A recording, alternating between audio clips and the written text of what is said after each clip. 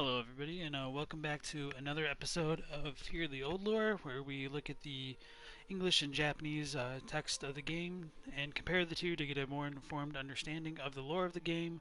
We also do look at cut content and, on occasion, the Korean version of the game as well to just kind of get a better picture of everything that's going on. Yesterday, we finished up with the Upper Cathedral Ward and the Nightmare of Mensis in Murgo's Loft. So we ended up with defeating Mikolash and then coming right up to face to face with Queen Yarnum before ending the stream for the day.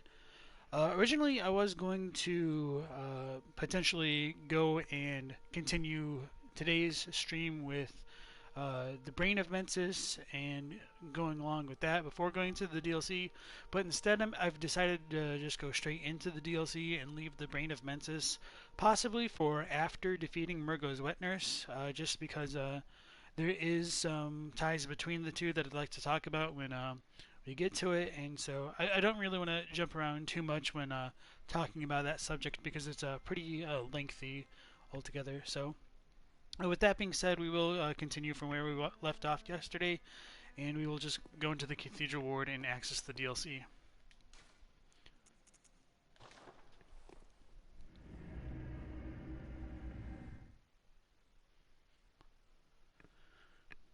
So the way that we do access the DLC for Bloodborne is pretty different, and it's not very self-evident as to how you're supposed to do it or why the developers chose this route to access the DLC. But to be fair, a lot of the DLCs in the Soulsborne catalog is pretty similar in that regard, where it's not very straightforward. So once we defeated Vicar Amelia, we went and picked up the Eye of the Blood Drunk Hunter from some of the messengers in the Hunter's Dream. How they came to be in possession of the eye itself is something we don't really have an answer for. Whom this eye belonged to, we also have no idea. There can be some thoughts that perhaps this belonged to Maria, the real life version, who might be dead. Um, Others have thought perhaps it could belong to Walter, since he's described as being one-eyed. However, I don't necessarily believe that interpretation because we can summon him later on to help us fight like Lawrence or Ludwig, and if you complete all of the League's quests beforehand, he will have his bucket helm off, and he will have two eyes. So that doesn't really seem to align me to believe in. So let's just go ahead and read this description to just refamiliarize ourselves with what we're about to get ourselves into. So this is the eye of a blood-drunk hunter. Its pupil is collapsed and turned to mush, indicating the onset of the scourge of beasts. A hunter who goes drunk with blood is said to be taken by the nightmare, destined to wander forever, engaged in an endless hunt. It is a fate that no hunter can escape. So, along with like the hunter's ability to kind of have mastery over death for the night, what we will encounter in the Hunter's Nightmare does seem to be representative of a kind of afterlife, or more like a purgatory or pseudo hell for blood drunk hunters, where they kind of do go on an endless hunt, and it is a fate that no hunter can escape, as this item says very clearly. Let me go ahead and pull up the Japanese description to just kind of compare them. I don't think there were too many differences, but it doesn't hurt to be precise with looking at all of this stuff.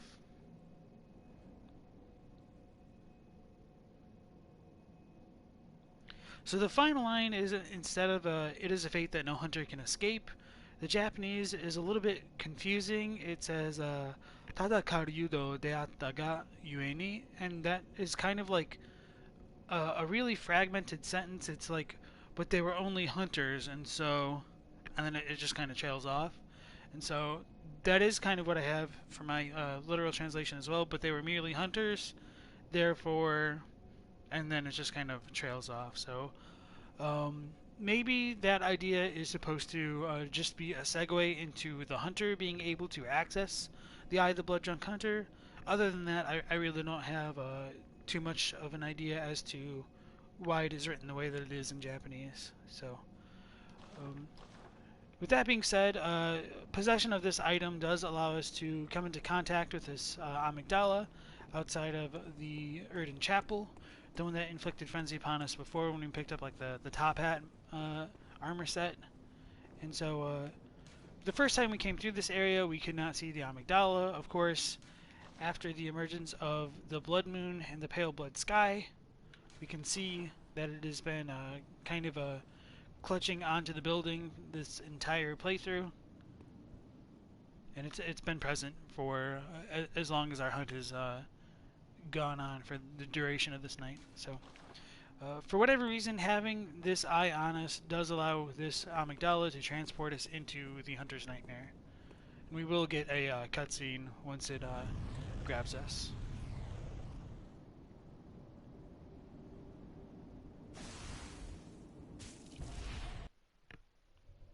Cursed fiends, their children too.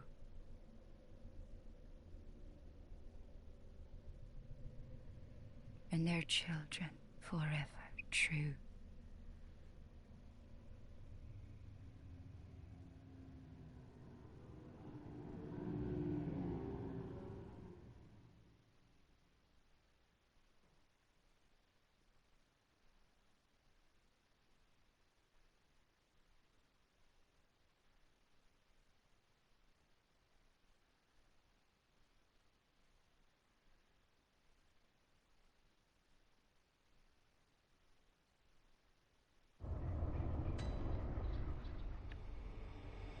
And so we are teleported into the Hunter's Nightmare. This next area that we are in does seem like a kind of replica of Erden's Chapel, although it doesn't have a complete one-to-one match with what we find in the Waking World. We do get a new lantern to light. And so just to kind of highlight that, the door back here that would like kind of lead in isn't present, and there's no way we can access that. And the door to the left of that plaza where we just came from isn't here either, and the door that would lead into like the Healing Church workshop is closed at this time. As for the cutscene itself, we do wonder whether or not like that voice that spoke to the hunter belonged to Lady Maria or somebody else. I suppose it's credited to the Baneful Chanters, although I think it is a lot closer to Maria's voice. It would kind of make sense that Maria could have been saying that in a sense, just because she does seem to want to protect this nightmare from the hunter, and she doesn't really want it to end. It might be a kind of a way for her to seek atonement and attain divine retribution on like the sins of the hunters. But as far as the dialogue itself goes, there is like a small difference in Japanese. I really don't quite know what to make of it. When she says, curse the fiends, their children too, it's more like, so for them, like, I don't want to say it, like, and they're, I'll just go ahead and restart this. So curse their fiends, their children true, and their children forever true. That's a bit more like, and so the cursed voice until their children's children, until like the end of time, essentially. It is a lot more poetic, and I just kind of like butchered it there just because I'm going off the cuff. But the thing that I really wanted to highlight about that is that it's more like a cursed voice, or more like a voice that's like wishing for malice or disaster upon the children and children of the hunters, is essentially what it's getting at. So why they choose to emphasize like the voice in the Japanese script is a little bit of a mystery. I do think that voices in general, being connected to great ones, and like being connected to sound and the way that sound can traverse dimensions, could be relevant in this case. And so it is a little bit of a shame that we don't get that with the English, although overall I do really like what the localizers did with like the kind of curses of like the Baneful Chanters and the Fishing Hamlet Priest, by kind of making it a bit more poetic and like following a kind of meter.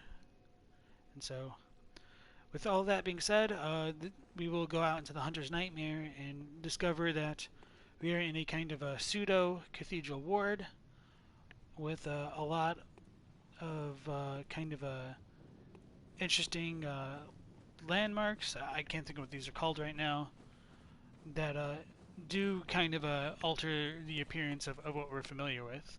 And if you are also familiar with like some of the other Dark Souls DLCs, um, it's not completely out of the norm for FromSoft to have kind of like reused assets, or more specifically like reused areas of their games to kind of flesh out their DLCs. So, for instance, like in Dark Souls One, the Royal Woods of Ulasile are pretty much the exact same as like the Dark Root Garden, and so here like the Hunter's Nightmare is borrowed heavily from Cathedral Ward and also parts of like Central Yarnum later. So I don't think we can see it from this angle, but there are two grand cathedrals. So there's the one over there, which should be familiar to all of us, and then there will be like another one further down, like behind Erden Chapel that way. So when we do come outside, we can see like in the sky there is this kind of a celestial disk. Whether or not that's supposed to be a sun or a moon is a bit open for interpretation. However, it is kind of covered in this like cloudy mist, which seems to almost be enveloping it from the back. One idea that I have in relation to this kind of a celestial heavenly body could be that it might line up with the icon on the Eye of the Blood Drunk Hunter. Maybe that kind of mist is supposed to be representative of like the clasped pupil that we get on this icon. Of course, it doesn't like clearly match up, but later on when we do eventually kill the final boss in this area, the mist will fade away, and then the heavenly body will also disappear from the sky. So that is something to potentially be aware of. And if the curse is related to the Scourge of Beasts and its spread, it wouldn't surprise me if there is that connection to the eye, since there's a really big component to the Scourge of Beast afflicting the eye and causing people to project their own beasthood onto others. But I suppose that gets a little bit ahead of ourselves for now. Coming out of the chapel itself, we are able to like scale this kind of rocky landmass and see that pretty much everywhere in the Hunter's Nightmare there will be these kind of like flowers or flora coming out of here. So we got tomb mold and some just other nondescript things over there. So I took my time a little bit too much to show off that this hunter right here is kind of cursed, and he will attack the kind of beast patients that are near this area. So he is like a blood drunk hunter that was drawn into the dream. So it also seems like the beast patients, or well, they might not have been hunters in like the strictest sense of the word. Like they were also pulled into. That was weird. Pulled into the nightmare. And so this is technically like an old hunter. So he's wielding a beast cutter, which is kind of like the strength variant of the threaded cane.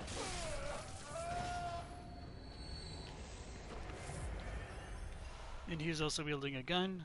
So these fully transformed into the beasts themselves. They are still blood drunk even within this kind of nightmare. So whether or not they are like actually dead, or whether their physical bodies actually have been pulled into the nightmare as well, is another thing that we don't really have the full answers for. So I think the player can interpret it going either way, really. So we just did pick up a new part of an item set, or an armor set. Over here we got the old hunter gloves. So let's go ahead and take a look at those.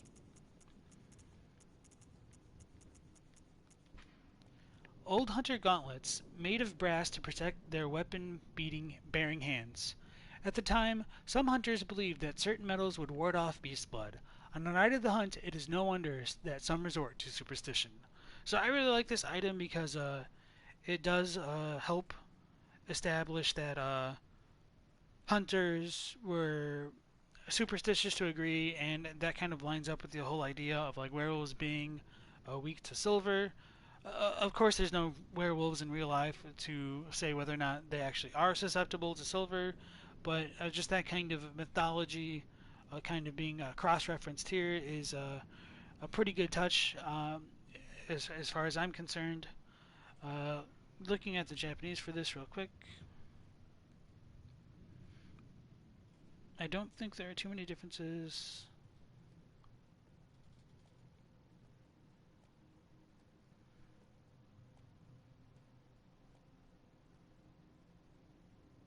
Yeah, it's pretty similar. The English is localized very well to say that it's no wonder some resort to superstitions. So I do like that translation in particular.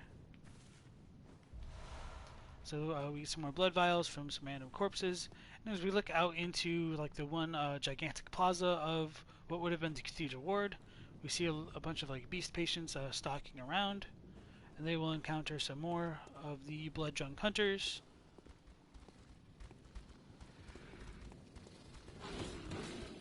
And where is he? I think he's like on the ground somewhere. Oh, he's just chilling back here. So this guy is wielding a boom hammer, another DLC centered weapon, and he's immediately hostile towards these beast patients. Some of them do seem to recoil like we're already carrying the torch, but that's not true. And then another hunter will kind of spawn out over there and also engage in the hunt with the Broomhammer hunter as well. So, I'm not trying to deal with the little guys, but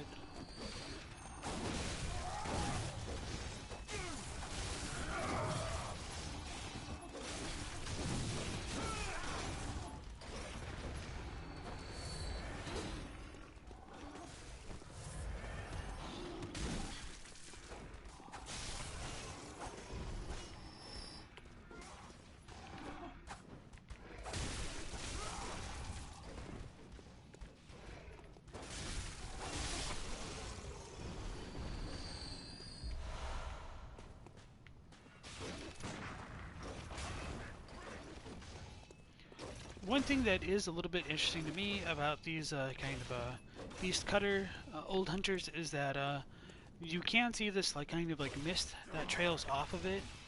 I do wonder if it's because the item itself might have been composed of part of the nightmare, but I'm not entirely sure about that. Just kind of one thought that I've had about them. Then we do get some more blood vials. And so this is a pretty good matchup for what we do find in Cathedral Ward. We can't go back out towards like the beginning where that gate would connect into the rest of the Cathedral Ward where we would hold up the Hunter Chief emblem. So this area is a little bit closed off, but it opens up in different parts later on. But I mean, it is still fairly like a linear progression, all things considered. So now we get some more blood vials from the corpse over here. Maybe we can see... No, I guess we still can't. I was going to try to look for the second Grand Cathedral, although it seems to be a bit hidden from us from this vantage point, so it's not a big deal. Looking out into like this section of the Hunter's Nightmare, we see a lot of buildings are lopsided. They almost seem to be coming out of the ground a little bit haphazardly, or as though they've been shifted by these kind of land masses.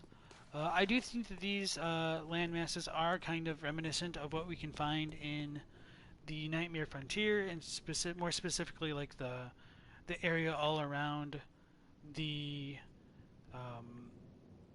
Amygdala's resting chamber. So later on we will find like a kind of a petrified or defeated Amygdala here as well, so maybe they did exist in this portion of the nightmare before it got changed into being like Cathedral Ward, but again, that's just a little bit more conjecture than anything concrete. For some reason, which is a little bit baffling to me, is we can encounter some dogs in the Hunter's Nightmare. And I mean, a dog is definitely like not a hunter in like the kind of a traditional sense for Bloodborne. They don't really seem to be rabid like a lot of the other hunting dogs that we encounter throughout the night, and they don't seem to be nearly as transformed. They almost seem to resemble like Doberman or something like that. And just to reinforce that these hunters are blood drunk, like you hear that one just scream more blood as he swings his saif at us, or saif. Not sure how it's pronounced. So coming into this next area over here, we got a few more beast patients just kind of lounging about, minding their own business. And they will get ambushed by another old hunter. I think that's just kind of a little bit off screen over there. He'll come down. He'll have red eyes and be extremely strong compared to the old hunters that we've encountered so far. And he'll take those out really quickly.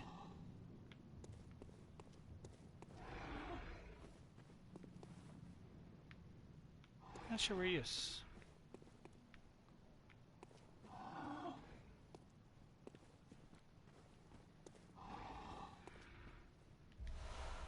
So we do go ahead and pick up that beast cutter.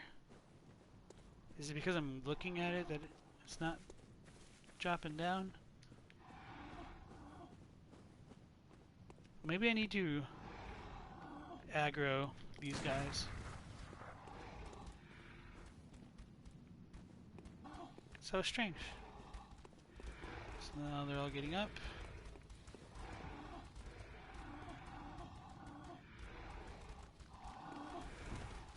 I've never not had them pop down like this before.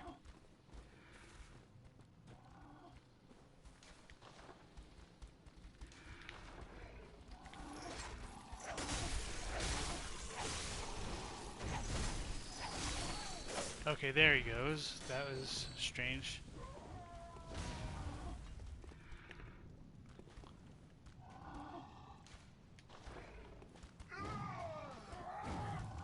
So you can see that it does have the red glowing eyes, which are probably more synonymous with like very strong emotions, which could tie into why it would have a lot more health than many of the other old hunters. But maybe he's more blood drunk? I don't really know exactly how that works out.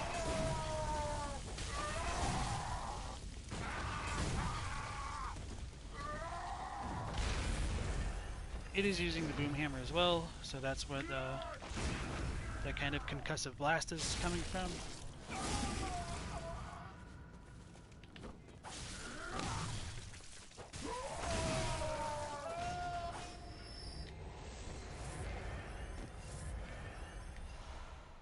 And then from that guy we just get some blood vials. So let's go ahead and look at that beast cutter now that we got it.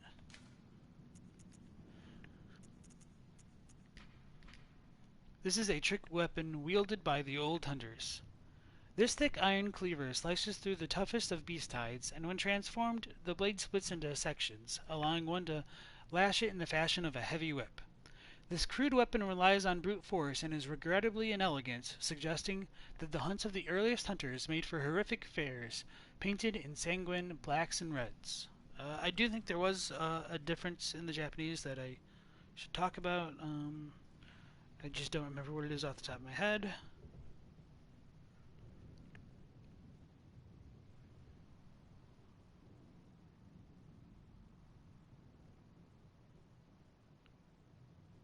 So I suppose the English makes it a little bit of a stronger statement that it was um, that suggests like the earliest hunts of the old hunters were sanguine affairs in blacks and reds.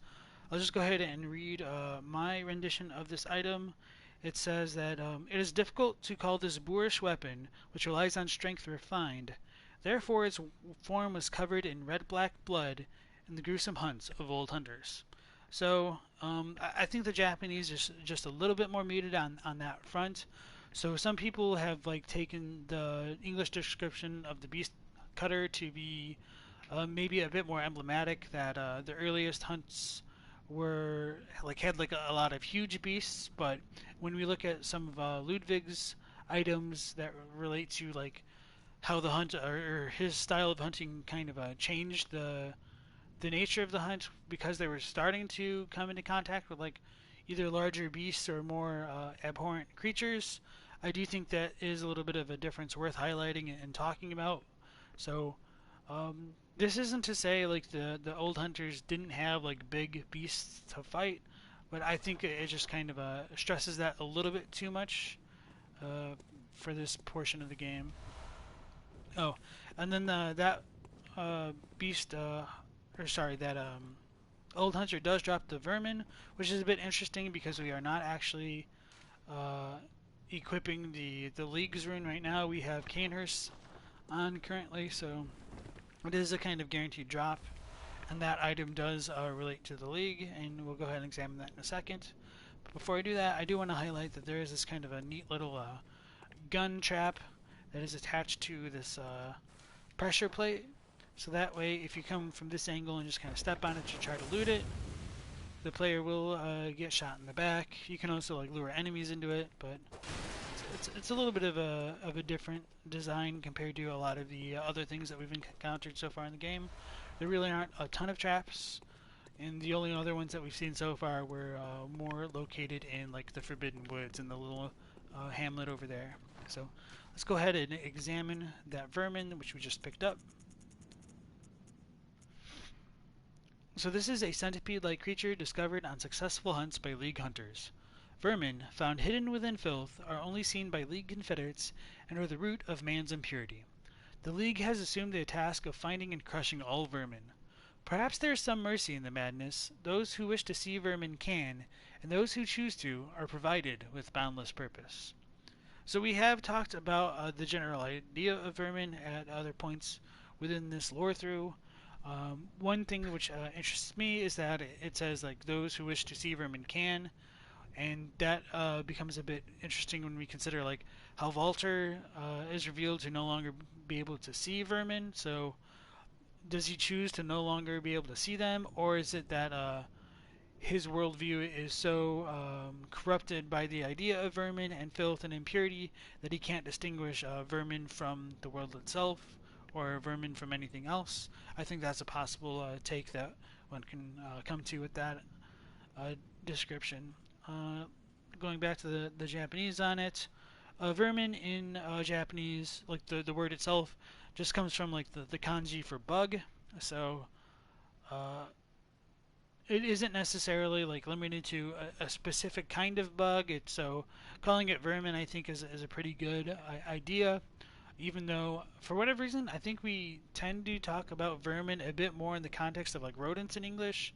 I'm not entirely sure how that really comes down together. So, if there's a more technical reason for calling it like a vermin or something else, I don't really know.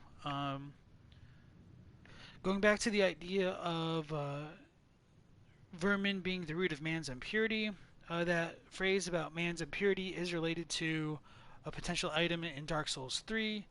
In Dark Souls 3, that exact phrase in the Japanese, Hito no Yodomi, means, or is translated as like human dregs. So, calling it human dregs could be an acceptable thing as well. So, that idea that a vermin can cause a person to like stagnate to a point to allow the impurities to settle to the bottom from which they can spawn, I think is an interesting topic worth consideration. Um, and for whatever like psychological issues that Walter or the League members may have, the vermin do seem to exist to a certain degree because it is kind of stated in this matter-of-fact tone that this kind of a limited omniscient narrator gives us when we're looking at these item descriptions, which is always kind of interesting and a little bit frustrating to parse at times. So, Sundry, Saturn, welcome back to the stream. I don't know how long ago you sent that message. I almost seem to be having a little bit of like technical difficulties right now, so sorry if I'm replying to that very late. It's nice to see you again, and as you can see, we have moved on to the DLC portion of the game.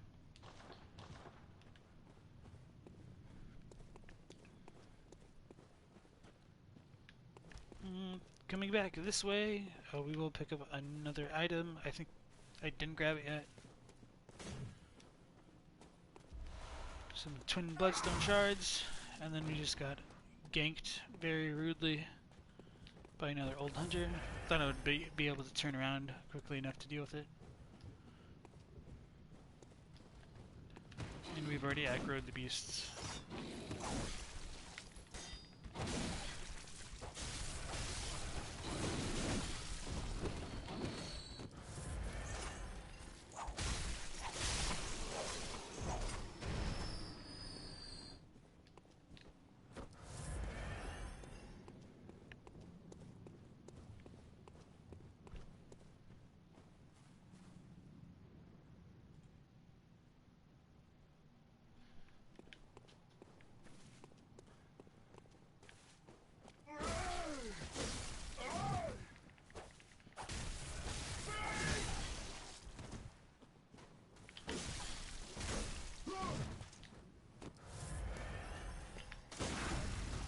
Go.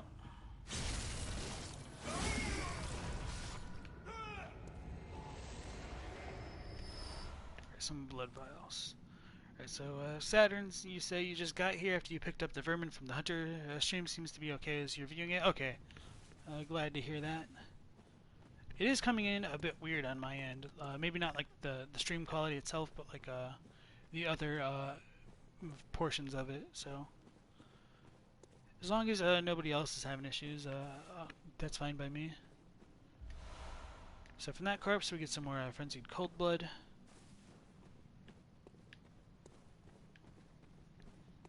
You remember like the normal portion of Cathedral Ward, this is where like the saif church servant would be. The gigantic church servant would be over here, and then the one with the repeating pistol would be over here. So we kind of can go back down the little back alley, or whatever it's called. There will be a couple of beast patients over here.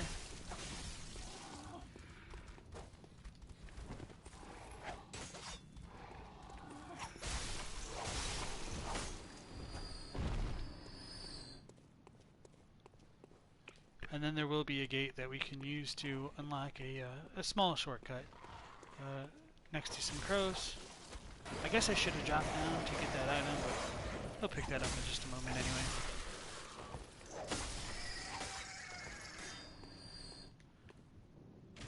So we operate the device to open the gate as per usual.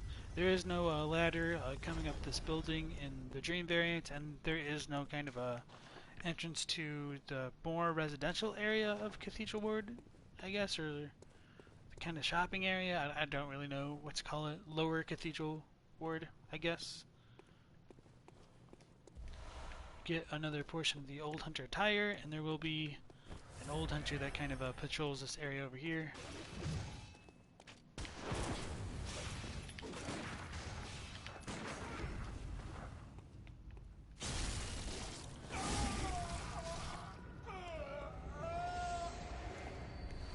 So that hunter had kind of like yellow eyes, which isn't really that big of a deal. They're just not red, and as you can see, like it certainly didn't have nearly as much HP as the red-eyed hunter that we encountered just a moment ago.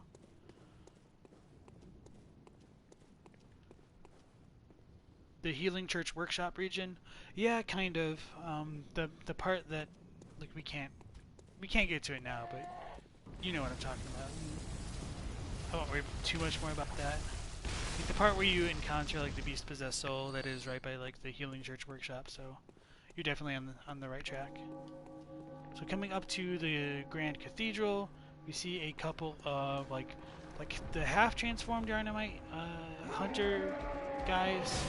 They just get brutally destroyed by what the guidebook, or maybe it's not just the guidebook, but like the artwork book calls the Nightmare Executioner. For all intents and purposes, this creature does not actually seem to be an executioner like of the Alfred variety. It's actually called a bell holder, and that becomes relevant to the kind of gigantic axe that is swinging around. It is a kind of bell. Damn it, didn't let me dodge that. And so when you do enough damage to him, he will kind of like buff himself, and you can hear like the bell like chiming around. So I'll just try to shut up for a moment to highlight some of that.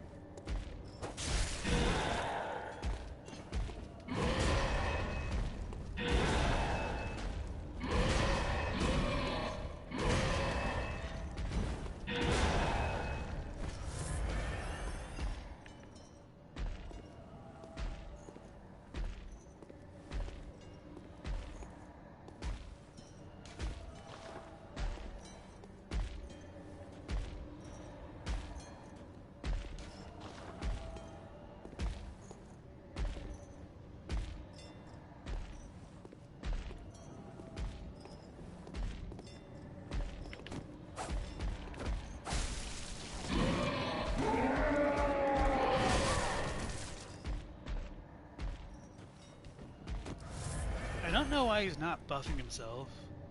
Maybe he needs to stand in a certain spot to do it. But you can kind of hear the faint chiming of a bell as he's walking by. It almost sounds like there's just kind of like weird choiry type effect going on with the sounds that are coming out of maybe the enemy itself instead of just the bell.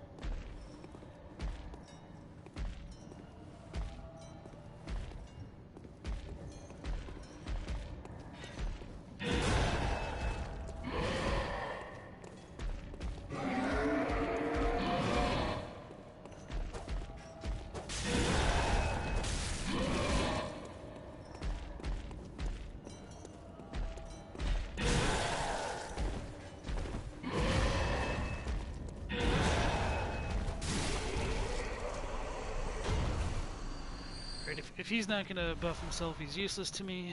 You may have seen like he had a really interesting kind of grabbing attack where he just like shoots out the tendrils that are like in its face or its mouth out to like grab the player. Its eyes or its face seems to be like kind of replaced with like the kind of abyssal cosmos that you'd associate with like phantasms, but it's a bit more like purplish and all of that. So I don't think that thing is actually classified as a kin type enemy, so it is a bit of a different kind of enemy than many of the others that we've encountered so far.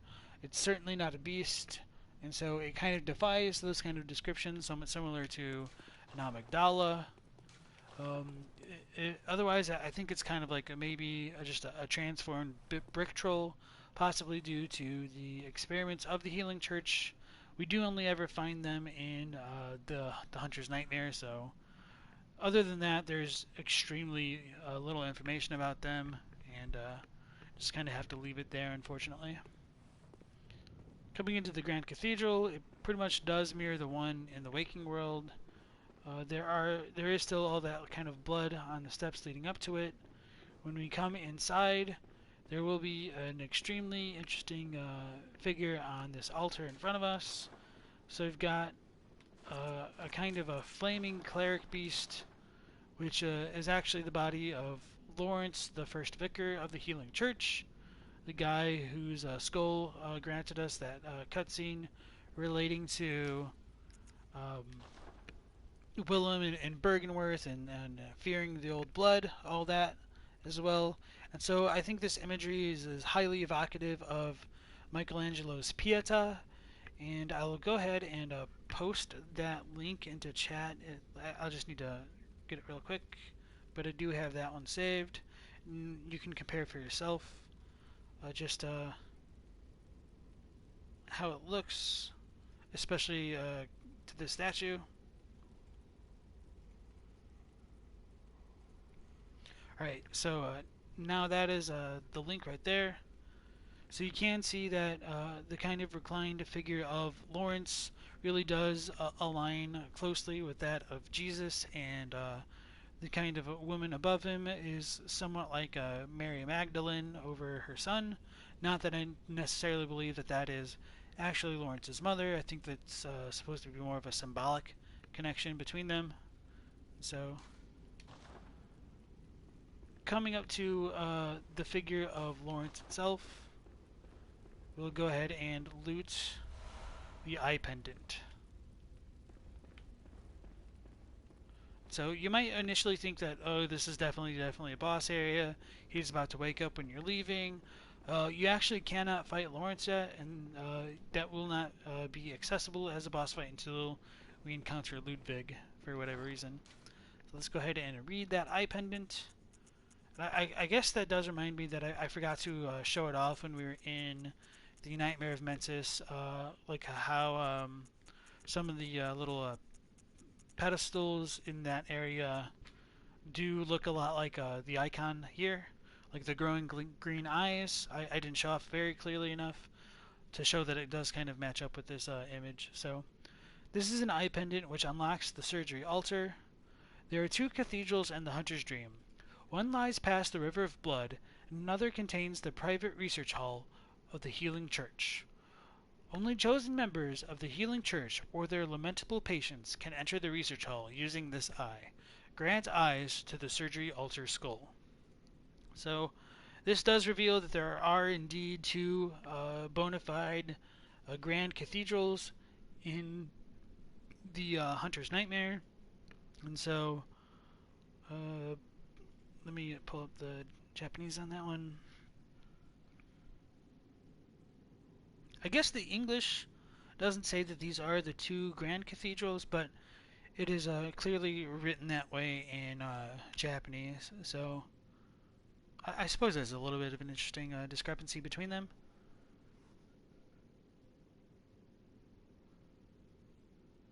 So, okay, everything else is pretty similar, and we will find what this is used for after we defeat Ludwig as well.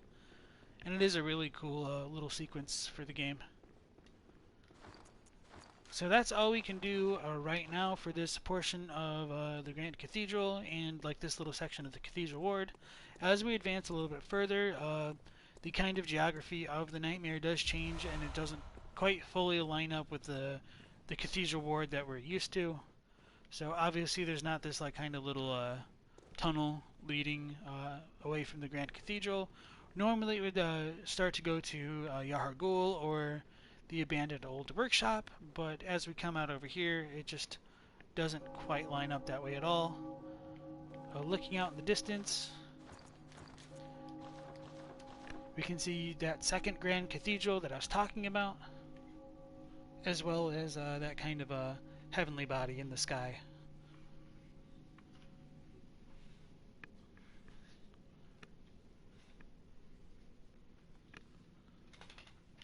And so we can look a little bit down into where we're about to go to. There is that beneath that like little arc right there, you can see blood. That is the kind of river of blood that I was talking about, although it's not like a full-on river in the traditional sense. Like you can ford it extremely easily if that were the case. Coming into this next little section, we do get a lot of the kind of tombstones that we could find like present in the Nightmare Frontier. A lot more of the kind of like warped land masses of like the Amigdaloid's resting chamber as well. Some more carriages. Actually the corpse of a horse, which is interesting now that I look at it. And obviously some more Yarnamite type enemies with their kind of gun traps. And then right over there we do see the figure of like a kind of petrified or dead amygdala, like kind of halfway melded into the ground. So you can kind of like step all over its body and it is completely dead. There's no reaction from it.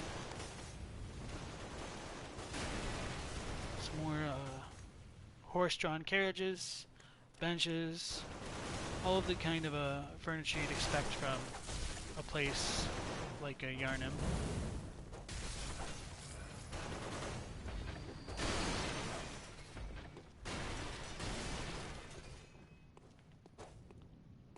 I guess this gun has been destroyed, but just doesn't want to acknowledge it. So we do get some more of the traditional kind of Yarnamites over here. Looks like this guy might have like something covering his face, like a little bit of a cloth. I mean, he's not completely blind, which is fine. So I guess there is a slight difference between that enemy design and their normal variant. And so this pressure plate right here would have acted or activated that gun right here.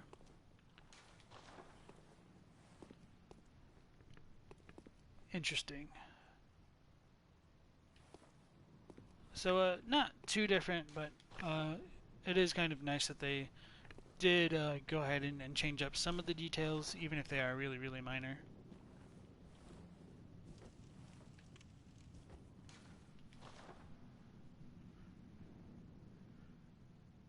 Barasigari, welcome back to the stream. It's nice to see you again. You said just like the Dark Souls 3 Ring of Knights, soaked cloth coverings. Yeah. A little bit different, but I guess you could say like almost the same for our hunter with our little black hood. So these guys will use some detonated molotov cocktails.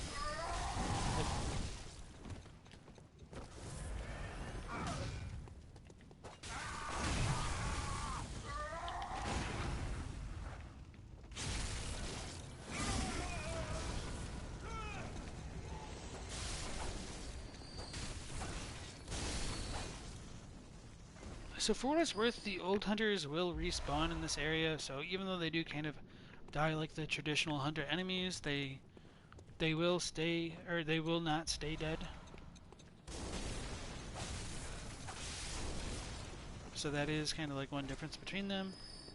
There are some exceptions, of course, like the beast rune hunter will be a bit different,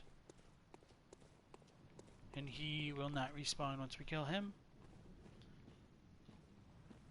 One moment.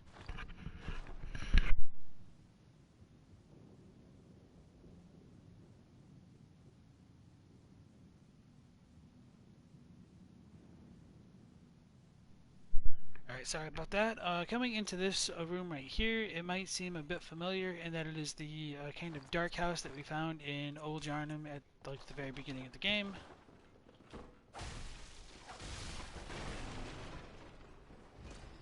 There were originally like two Yarnamites up here, and they would just kind of talk to each other from down below.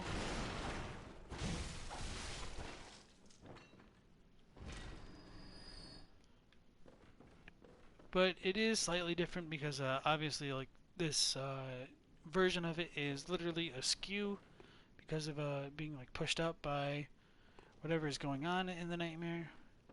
When we come down to the first floor, we are able to find almost the exact kind of like placement that we had in Central Yarnum. So whether or not this is supposed to represent Central Yarnum and like maybe some of the monsters that the hunter canonically killed along the way over the night is a bit debatable.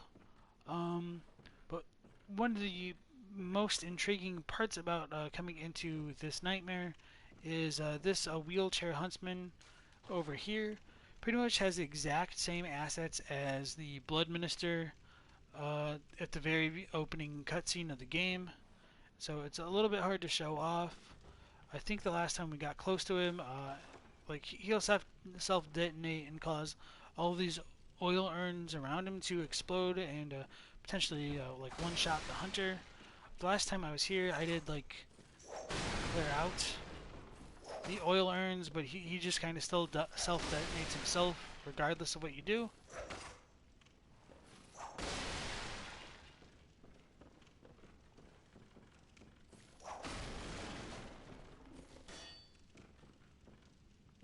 So when you do get closer to him, he does kind of begin to detonate. You can see that he does have that like little hat on, and it's a little bit hard to make out because he's just kind of crouched over. And I think as you get close to him, and just like you'll hear the ticking of the like kind of time bomb that he has. And there's really nothing else you can do about it. So that's a little bit of a better vantage point. So, I mean, just the kind of default wheelchair huntsman looks exactly like the Blood Minister. The only difference is they don't have the hat. But for whatever reason, this one does have the hat, so that is just kind of interesting to note.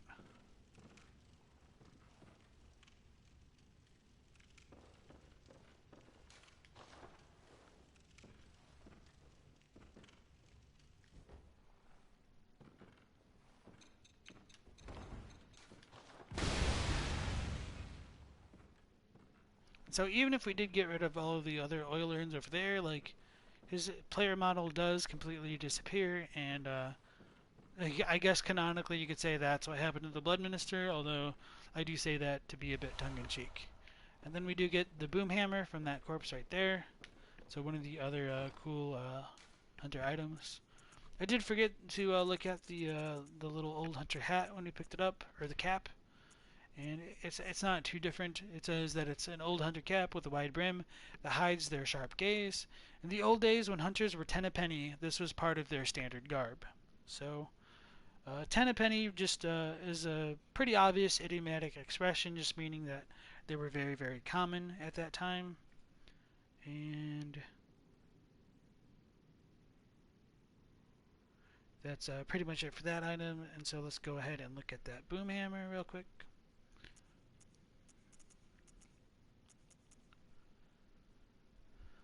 So this is a trick weapon used by the old hunters and crafted by the workshop heretics, the powder kegs.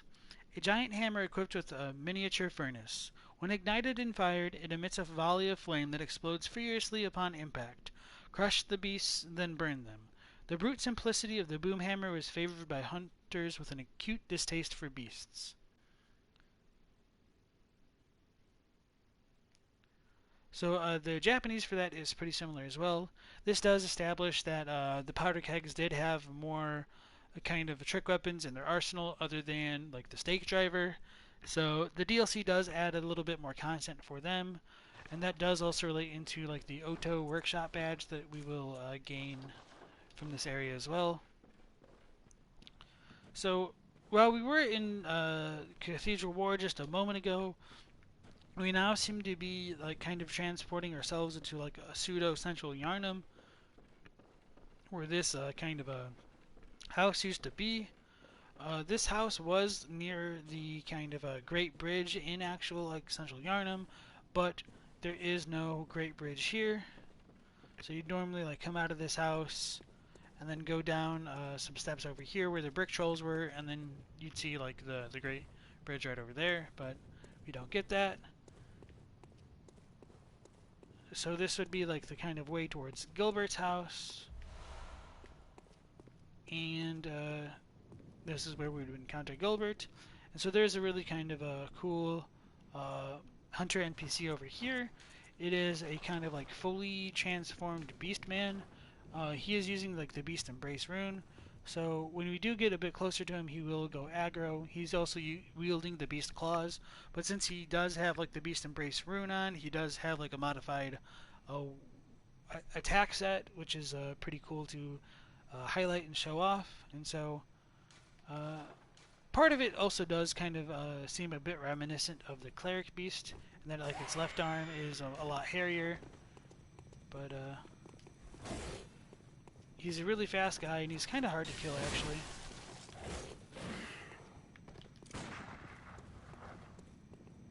He's very nimble, agile on his feet.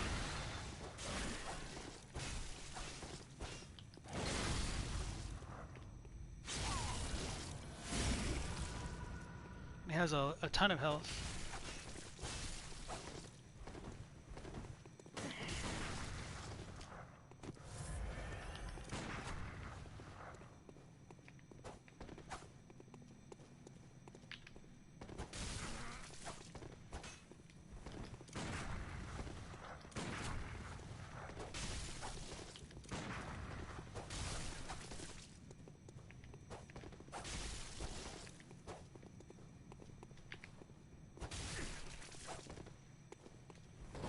So he's being a little bit passive compared to some of the other times that I've seen him, so I'll definitely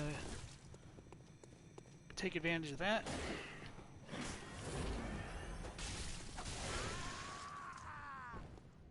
So that does conclude it. So I do wonder whether or not he is supposed to like represent Gilbert.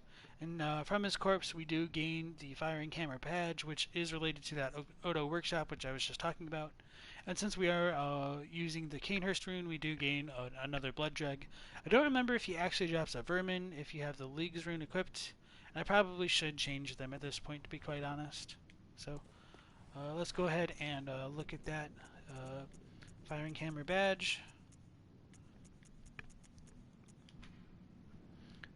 This is a badge crafted by the Oto Workshop, precursor to the workshop of the heretical powder kegs. The powder kegs were driven by singular ideas and crafted strange weapons of great intricacy. It is clear that the philosophy of the powder kegs was already established at this time. So I think that description is just like a little bit choppy for the most part, where it talks about the powder kegs, and then the powder kegs were already, like, their philosophy was already established at this time. Like, it just doesn't kind of flow that it really came from the Odo workshop. You really just kind of have to make those inferences for yourself.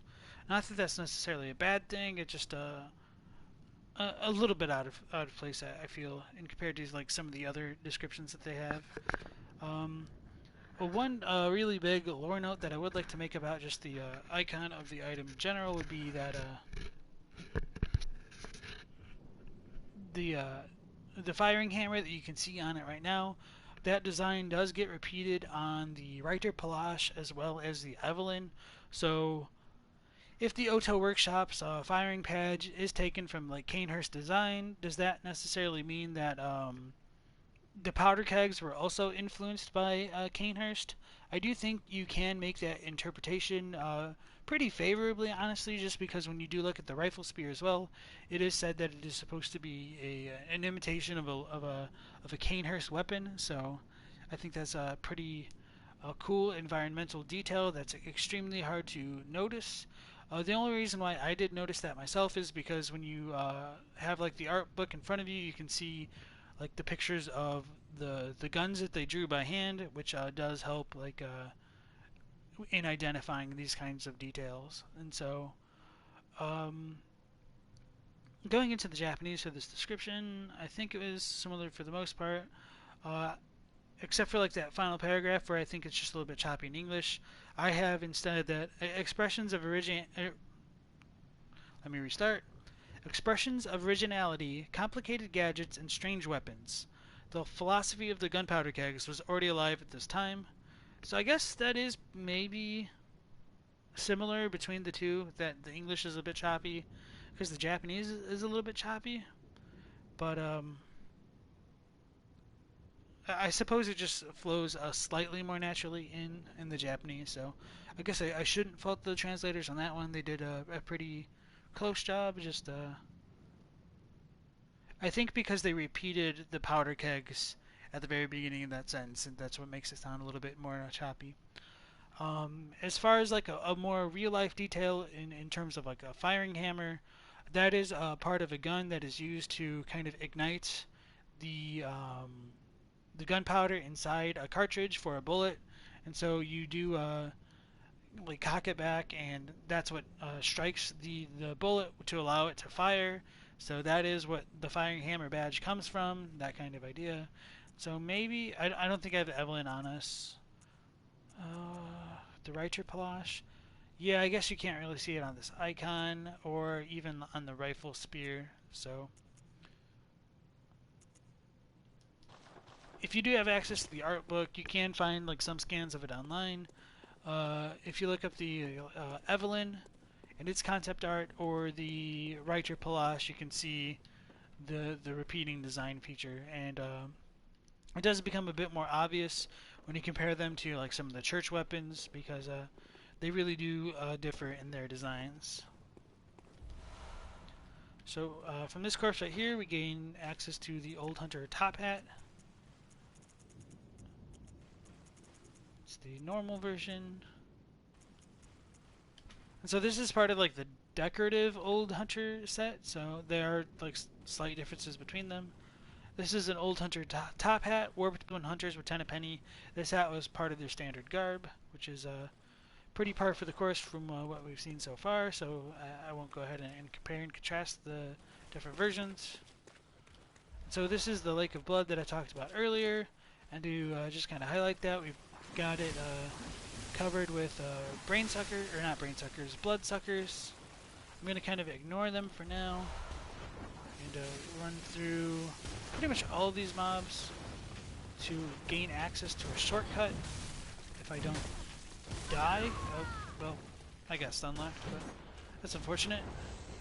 So right up there, we would be able to access like the back portion of the Erden Chapel. So that's what I was initially aiming for, since I was low on my bullets.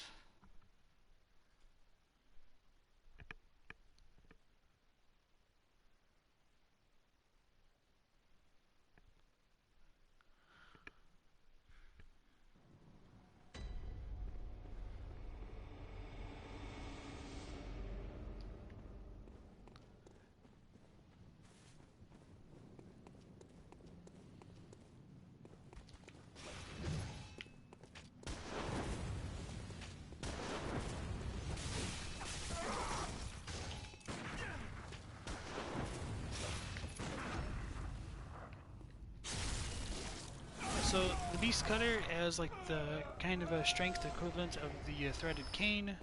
When it uses its whipped form, it's actually a lot slower, but it does have a slightly longer range.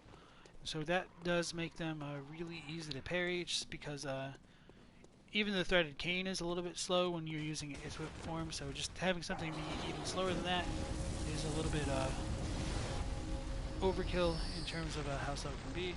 I'm not going to worry about the bell holder enemy over there, since there will be a few more we can look at later. I don't know what just screamed at us.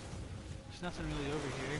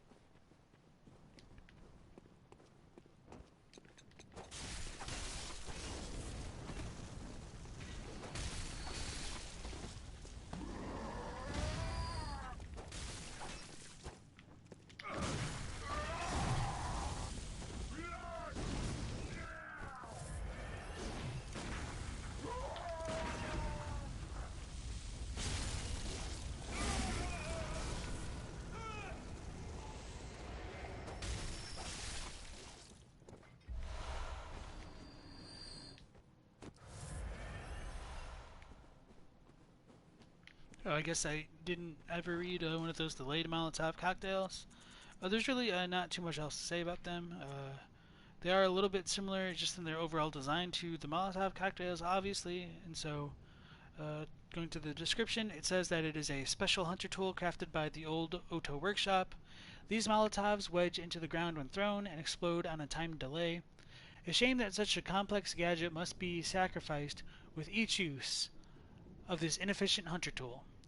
Nevertheless, delayed Molotovs are cherished by the minority of hunters who prefer the trixier kill. This creation is one of the earliest known roots of the powder kegs. So, we did get that Oto Workshop badge, but there really isn't like a whole lot of Oto Workshop specific pieces of equipment. And so the delayed Molotov is one of them, and we'll look a little bit at like what we can get from the badge in the workshop later, in the Hunter's Dream rather. But it certainly like the powder kegs had like the majority of the kind of inventions attributed to them in this portion of the game.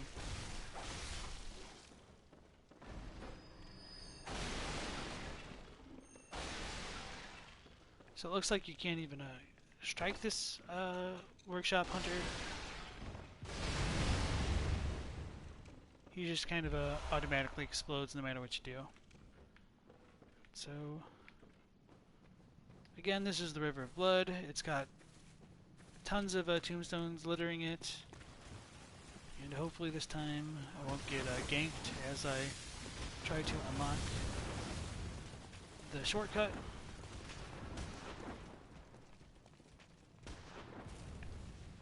And then we'll go back and get our echoes and explore some of the new areas. This guy right here is a hunter NPC named Simon. I'm going to talk to him right about now. He's got some cool things to say.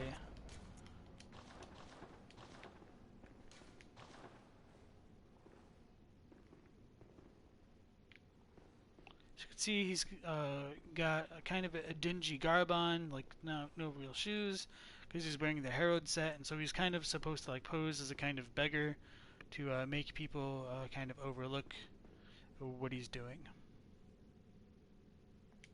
You're a hunter with your sanity, aren't you? Must have taken a wrong turn then, eh? Well, we're more alike than you think. This is the hunter's nightmare, where hunters end up when drunk with blood. You've seen them before. Aimless, wandering hunters slavering like beasts. This is what the poor fools have to look forward to. So, don't be brash. Turn back before it's too late. Unless you've something of an interest in nightmares.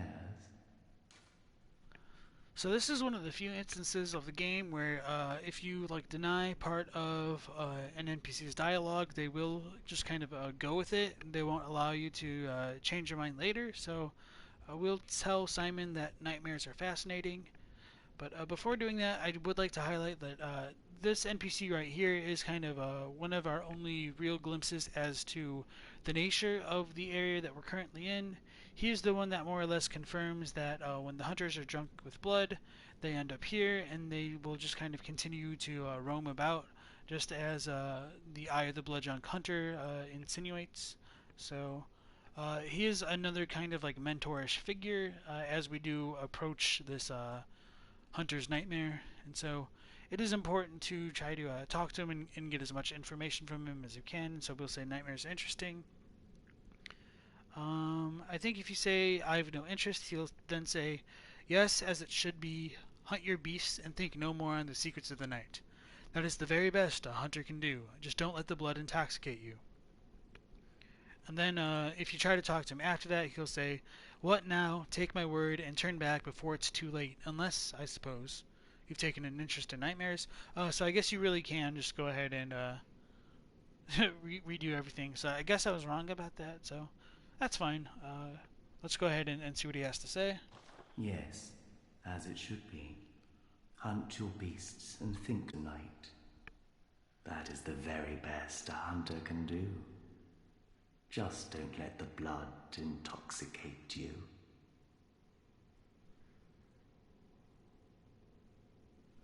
And so his Japanese dialogue is very similar with everything that he says so far. What now? Oh, take my word and turn back before it's too late. Unless, I suppose, you've taken an interest in nightmares. So rather than the prompt saying like nightmares are fascinating, the Japanese is a little bit more literal, and we're just like, oh, I have an interest in the nightmare or nightmares in general. Going back to the idea that it's nightmares are fascinating, I think that's just because, as I've mentioned before in the previous streams, it's a little bit unclear at times whether something in Japanese is singular or plural. So if the localizers didn't have like the context that the hunter's nightmare is like one specific place, they might have just thought that he could be talking about nightmares in general. Whereas I think it should be very clear, at least for our purposes, that he's clearly speaking about the hunter's nightmare as a singular one. Oh yes, I see. You sense a secret within the nightmare and cannot bear to leave it be. As if the spirit of Bergenworth lives on within you. Such inquisitive hunters will relish the nightmare. But beware.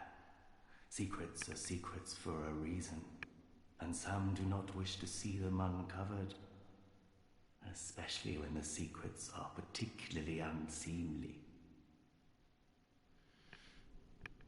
So there is something pretty interesting in the Japanese. I just want to look at it again.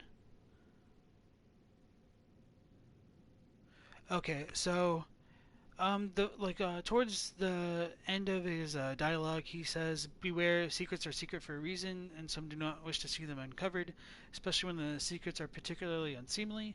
This wouldn't necessarily be able to be translated well into English because of like the wording that they use for it. So he says, um, however, take caution. There's always something hiding within secrets, or it's like something hidden within the secret.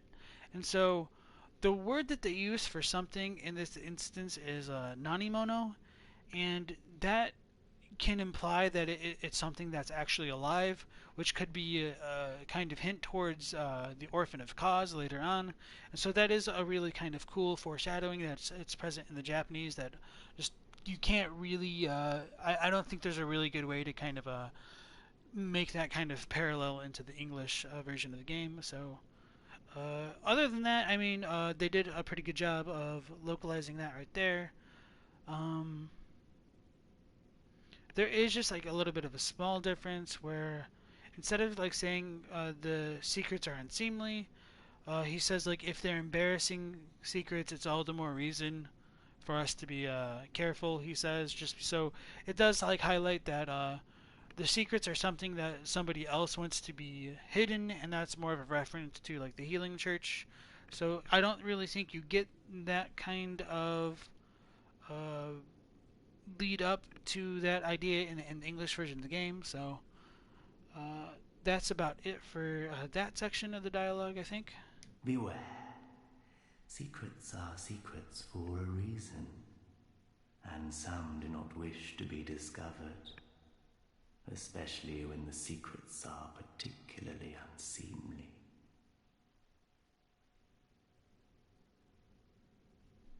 So I think the whole "some do not wish to be discovered" portion could kind of lead into what he's talking about with like the healing church and not wanting those to like see them being uncovered. So I guess that is how they kind of tried to reconcile that. So I'll go ahead and take back a bit of what I said just a moment ago.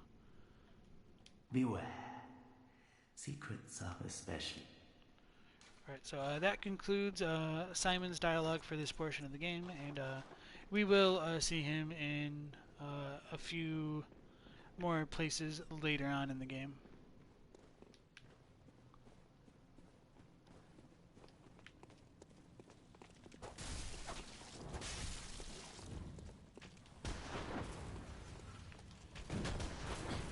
So that kind of a Yarnamite right there seems to be wielding like the beast hunting saif, which is, I guess he's an old hunter, just a weak one.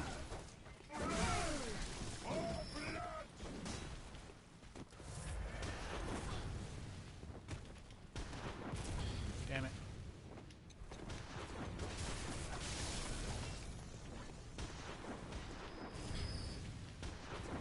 It's annoying me.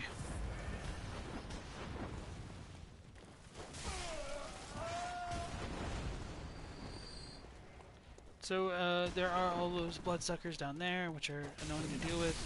I'm not going to try to fight each individual bloodsucker, because they're a pain in the butt. You've already seen me struggle with them enough at Canehurst, so I'll try to spare us all from dealing with that all over again. So this is the kind of vantage of that River of Blood, which was talked about on the eye pendant, and which we've mentioned from time to time. It doesn't like fully connect, so there is like this little like break in the of where it's supposed to come from, but it does kind of like flow throughout this entire area. So Devin says beware. There's a little emoji there. So welcome back to the stream, Devin. It's nice to see you again. Were you planning on doing like another lore run soon, or was just beating the game with literally every weapon enough for you to never want to play it again?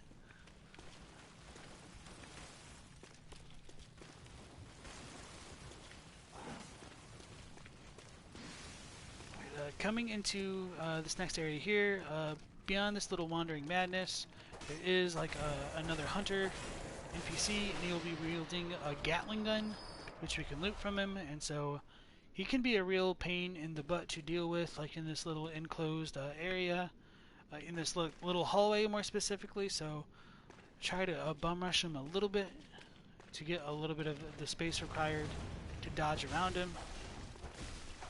I honestly don't even remember what his main hand weapon is.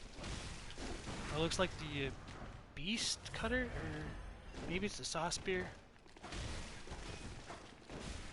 There's the cleaver. I didn't mean to say beast cutter.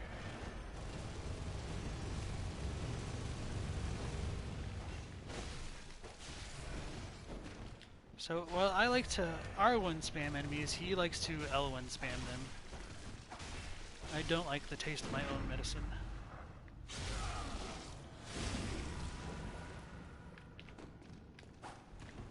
How did that not hit? I'm not, like, particularly mad, but it's just baffling, like, the point-blank attacks just miss completely. So from his corpse we do gain another blood drug, and I really should switch to the League rune just to see if we do get Vermin from him as well. So that's a big old shrug from Devin. That's fine, I was just curious, because I know it's been a little bit since you've done one of your lore runs, and you were doing them, like, once a month before or so. I think the next time I do a lore run, it might be like next month, a little bit after the PS5 gets released. And I was thinking of doing like a version 1.0 of the game, just because if for whatever reason Bloodborne does manage to get like an update, it'd be really cool to just kind of show how much the game has progressed in its development. So you said it got real tiresome doing it every month. Yeah, I can see that for sure. So no pressure, just asking. So coming down into this cave here, we will find some more beast patients. Obviously, we did kill that hunter over there and got the Gatling gun. And we see that it's like completely littered with these kinds of corpses and tomb mold galore. They're all kind of covered in blood, which might suggest either a source for the River of Blood, which doesn't make much sense because it's kind of flowing upstream then. I think we're already going downhill. So perhaps there will be some explanation for all these corpses. But it certainly isn't from that guy. So we do get some more of the smaller beast patients. And then we get to find an old friend of a boss coming over there in the background. A good old blood-starved beast.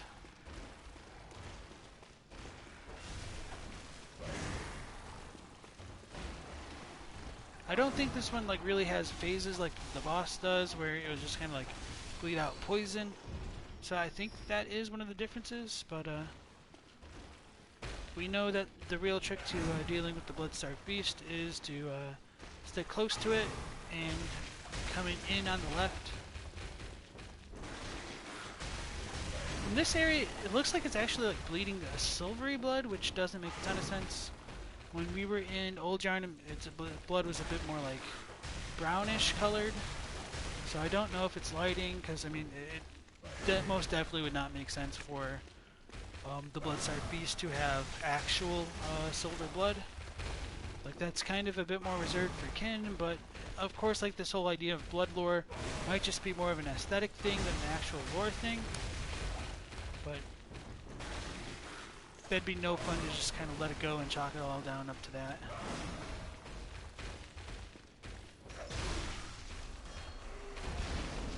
So, yeah, even when it explodes, it's really got that kind of a silvery blood, so that's kind of weird. I wish I could like look into the files to see if there is a bit more consistency with that kind of blood lore, but we'll just work with what we have for now. From it we get another blood tinge gem and a lot more of the kind of upgradable items over here. And so if you remember from just a little bit ago, I did point out that there was that kind of like a dead or perhaps like petrified kind of amygdala in the stones up above. Beneath the stones of like where it most likely was, we do gain access to this amygdalan arm, which is a weapon, and it's extremely cool. for what it is, and I'll go ahead and read that once I get back up here a little bit. And then I'll go ahead and read that Gatling gun as well. So, a bunch of really cool items to get from this kind of optional cave over here. Alright.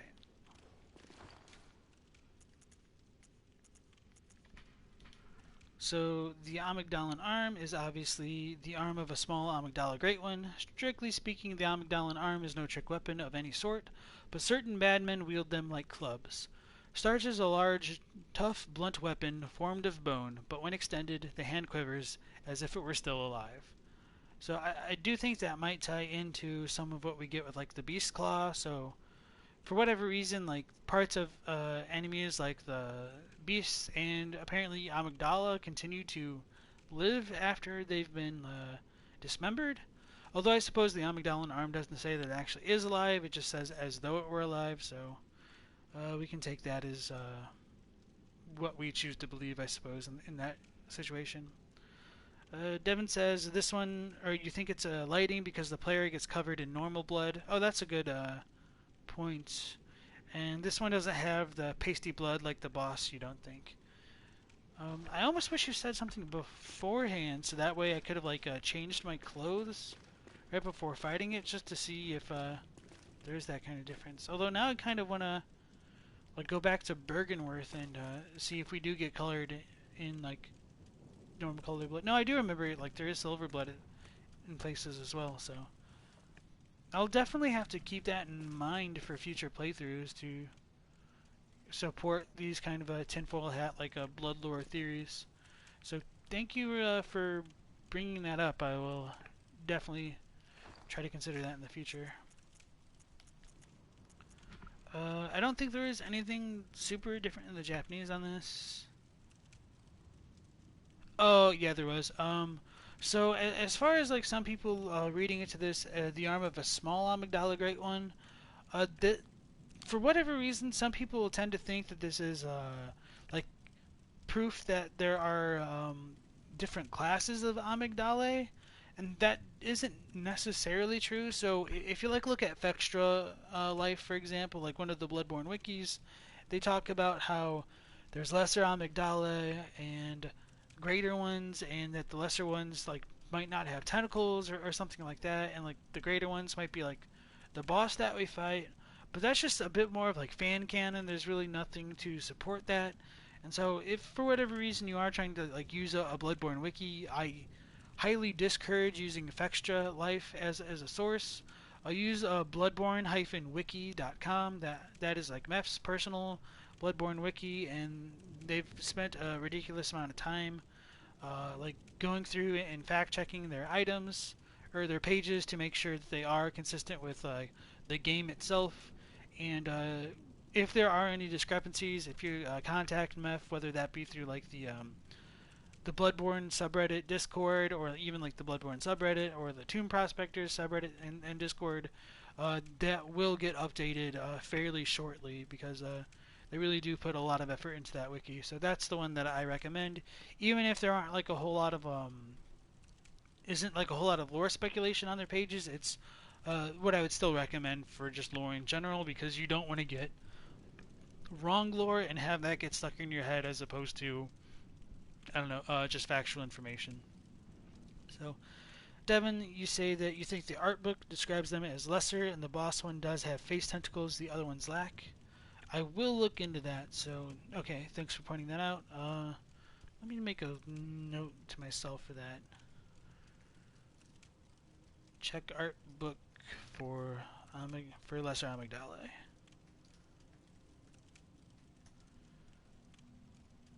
Wait, it's the other way around. The boss doesn't have face tentacles. Oh, you're right now that you mentioned that. Yeah, the boss doesn't have tentacles, so it's kind of interesting to think about. Alright. And so, the Japanese for this is fairly similar for the most part. It is a little bit clear that it's an arm from a smaller amygdala amongst the amygdalae, so it doesn't necessarily mean that there are like lesser amygdalae, I guess. But by the same token, that doesn't necessarily disprove the idea either, so just to be a little bit fair to it. Um,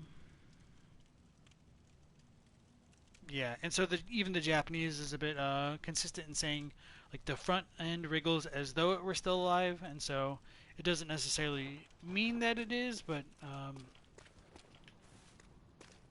it just appears to be.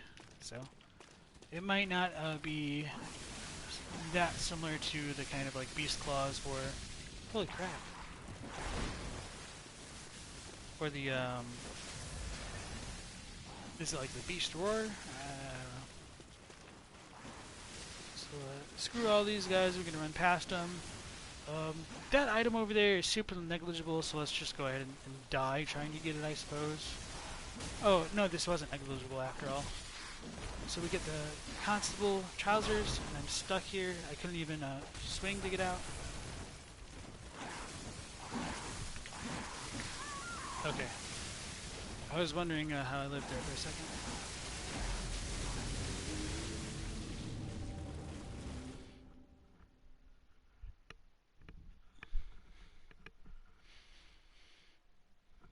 I should have just been a bit more aggressive and probably not aggroed everything on the way there, but it won't be too bad to recover everything from there. Maybe I should go back to the Hunter's Dream and like maybe level up or buy some items, but it's not that big a deal. Simon's still chilling where he was. He doesn't have anything different to say, so I won't worry about that.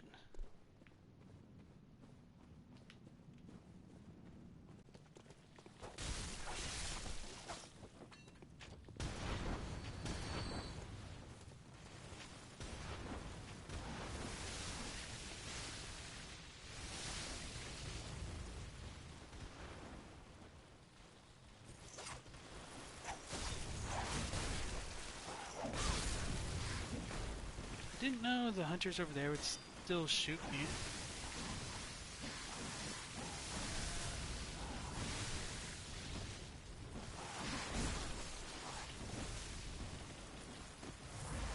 Alright.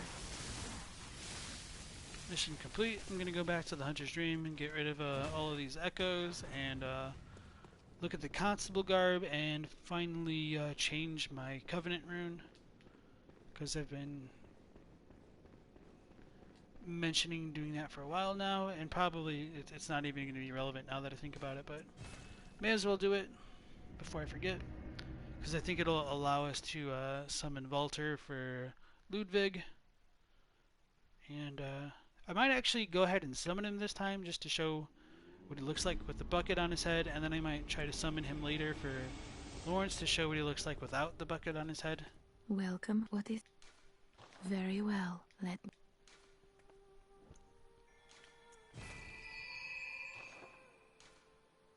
Very well.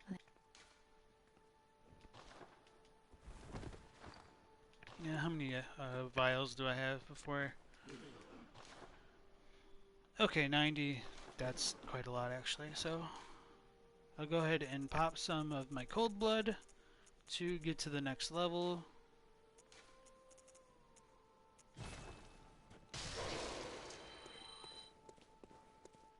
Welcome. What is... Very well. Let me... This is normally a lot more vitality than I'd have, but just trying to make up for using the foreign garb.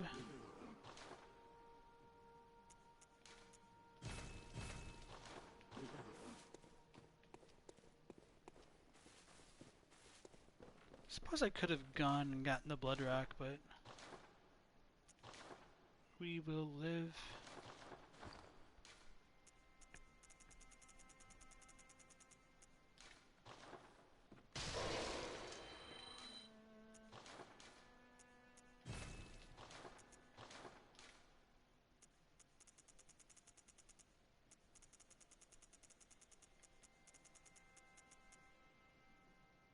That's actually a substantial increase right there. Alright.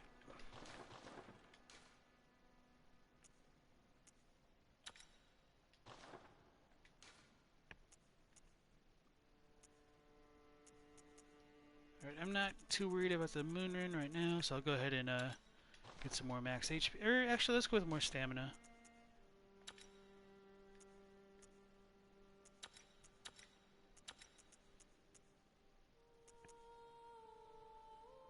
Yeah, like, let's go with HP after all.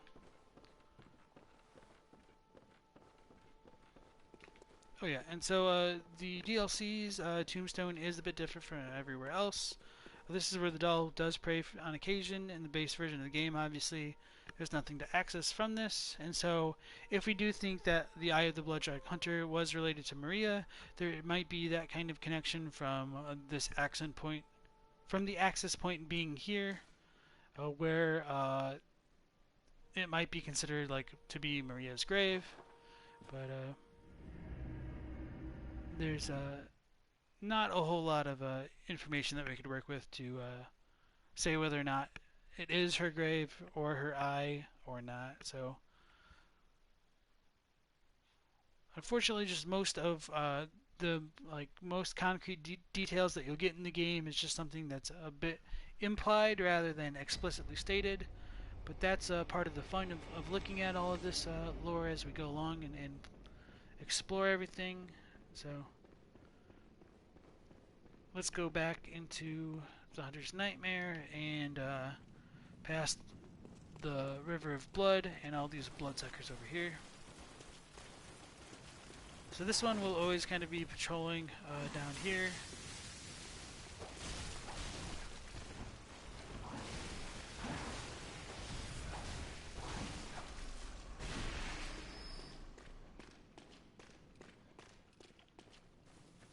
So we see that the river does get connected over here, and for whatever reason, we do kind of get the almost similar statues or rock formations that we can find in the Nightmare of Mensis, but they do seem to be a little bit different. Like, they don't really seem to be like fully made out of like the same exact skulls, but I think they're similar enough that they're probably related. Okay, I thought I heard it. It's weird.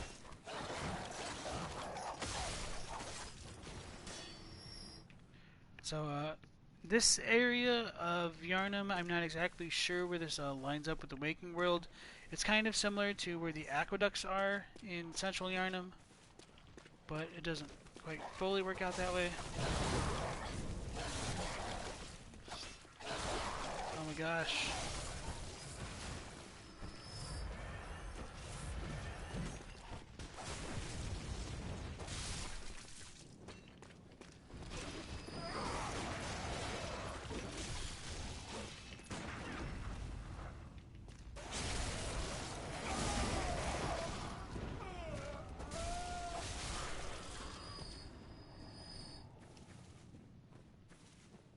So coming back to where that one hunter and his dog was, we find a corpse over here with frenzied cold blood. It's not the biggest of deals. Oh no, that was a different spot. So there's nothing here. I'm just clearing that guy out for a little bit later on. So there's nothing in these kind of residences that we can access. There does look to be some like kind of interesting like relief carvings onto them, but I don't remember seeing them anywhere else in Yharnam. Although I wouldn't be surprised if they are there, I just don't remember them off the top of my head. So we get some more the crows, and some of them were like hanging on these like little rafters as well.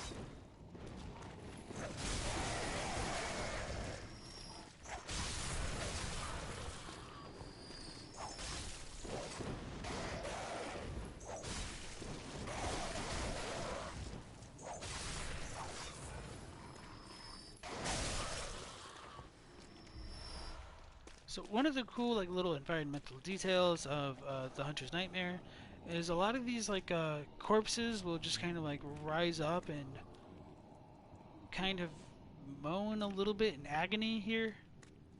And so when we think about like all of the like chained up coffins that we find in Yharnam itself, it makes me wonder if perhaps they were filled with things like this in the Waking World, or whether or not these are only able to exist as the way that they are in the nightmare to begin with.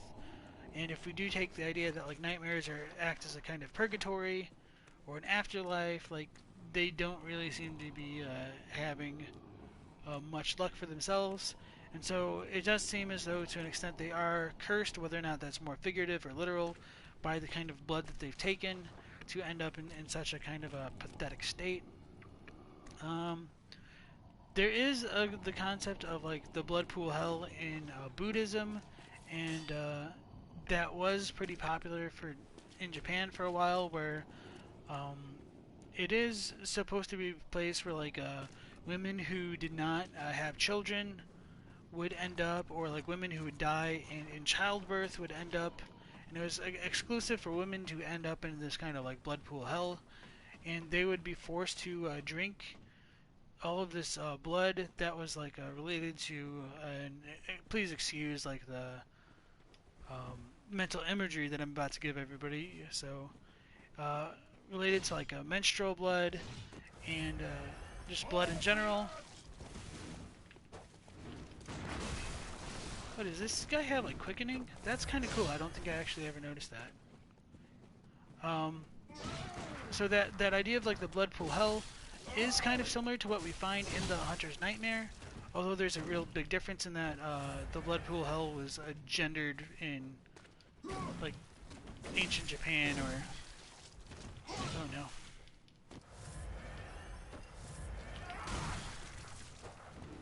And that doesn't really seem to be the case for what we find in the Hunter's Nightmare.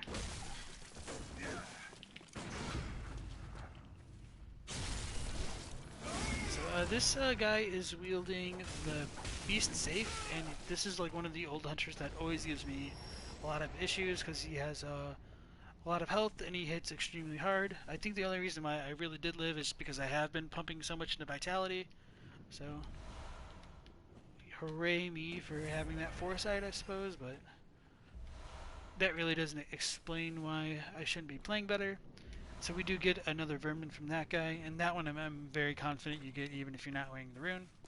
So let's go ahead and look at that really cool weapon that he has. It's the Beast Hunter saif.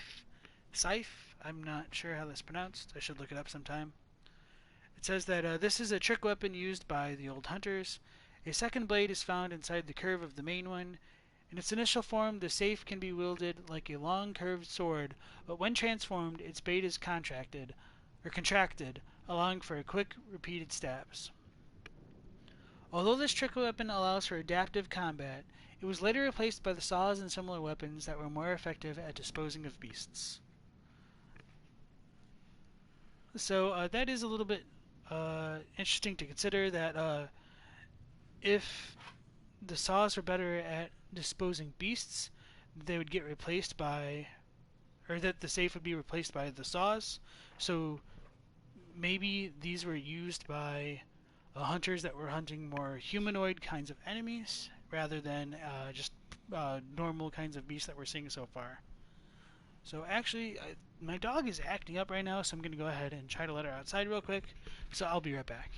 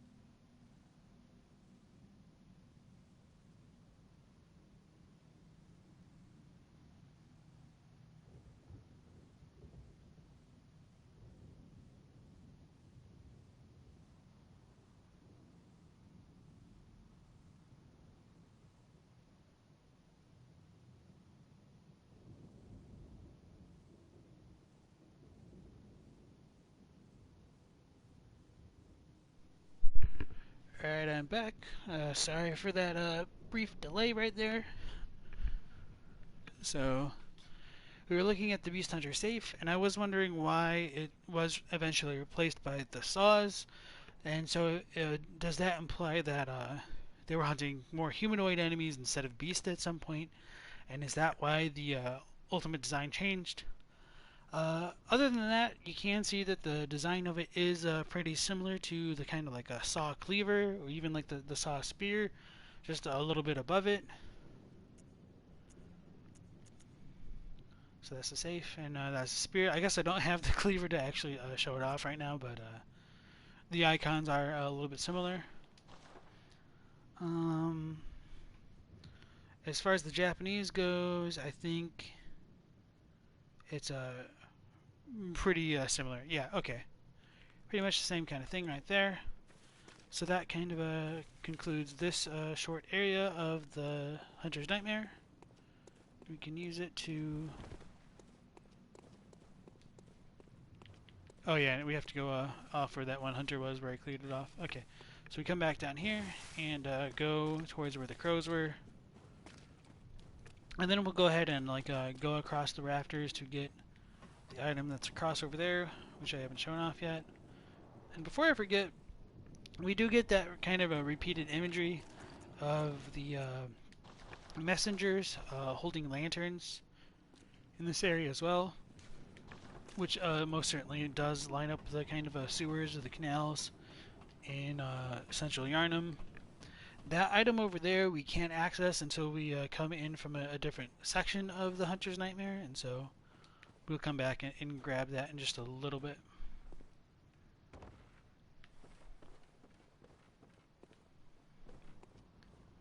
So we get a nice little Easter egg of an item here, the Constable's garb. And that does remind me, I did neglect to look at the trousers as well, so that kind of works out. So as you can see, the descriptions for these are completely identical, and there is actually a really big discrepancy in Japanese that I'll talk about in just a moment. So for the Constable's garb, it says that once upon a time, a troop of foreign constables chased a beast all the way to Yarnum, and this is what they wore.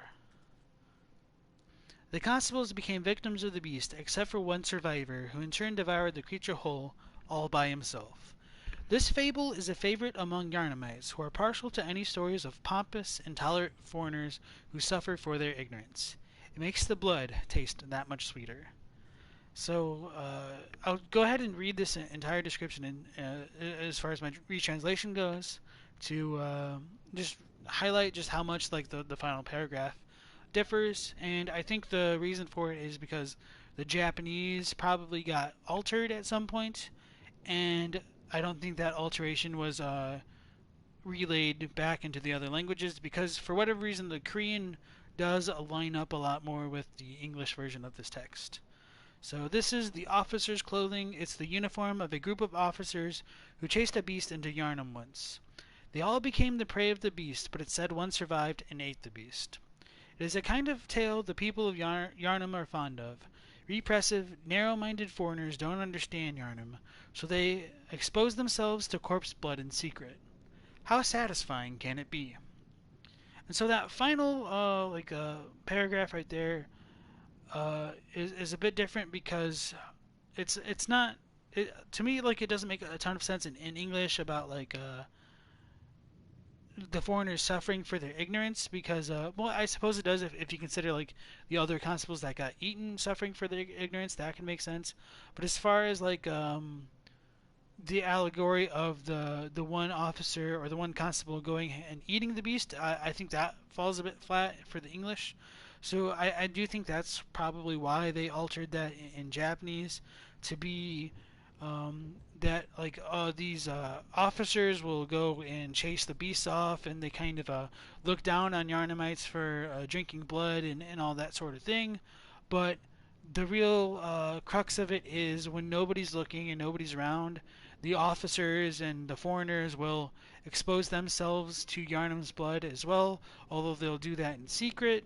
So it kind of makes it seem as though the Yarnamites are actually correct with what they're doing, and so everybody's really just looking down their nose at them for something that they'll do themselves. And so that's a really big kind of a flavor difference, in my opinion, as far as the description goes.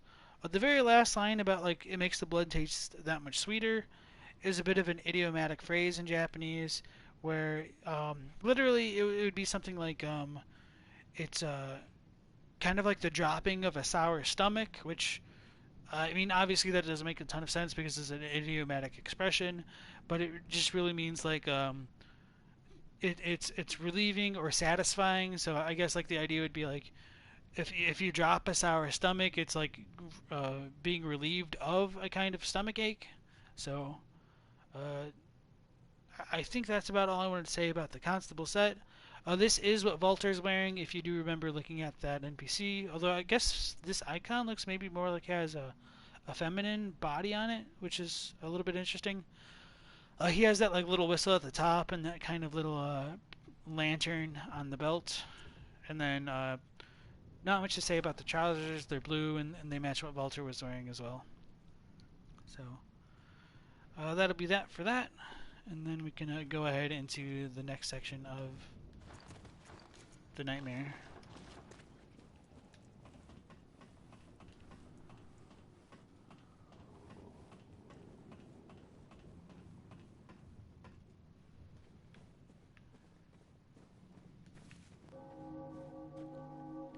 So that Grand Cathedral also has the kind of a tolling bell that we heard when we encountered the other one.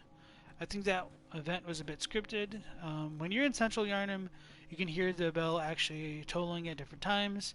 I guess at some point in development it was supposed to change like the kind of patrol patterns that the enemies would make in that area, but it just kind of didn't work in the final version of the game, or they just didn't have enough time to really flesh that out as much as they would have liked. So just leave that for there. This is like another recreation of the kind of like Cathedral Ward kind of area. I'm not going to worry about the bell holders again, just because we've got a shortcut lantern over here. So we're going to get rid of that first, or get that lit first, and then we're going to go back and loop around to where that one item was, and then we'll come back to the executioners or the bell holders again. So this area right here lines up a bit more with Old Yarnum, and that kind of passageway that would lead down into it from that kind of tomb and that chapel that was a little bit off to the side of the Erden Chapel, the unnamed one, and so we would normally access Old Yarnum from this area, and obviously that doesn't really pan out because a lot of the nightmare geography doesn't make a ton of sense. And then we did get that little Wandering Madness. So there's this pretty cool detail over here. We can see the shadow of an old hunter just chilling on this kind of rafter beam up here. This is another red-eyed old hunter, and he's wielding the beast cutter. So there is that kind of a small detail that'll help kind of flesh out the world. So you can see that it would try to ambush us.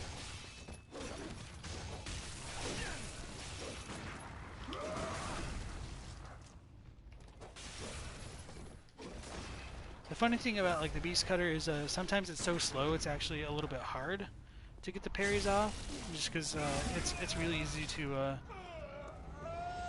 pull the trigger early.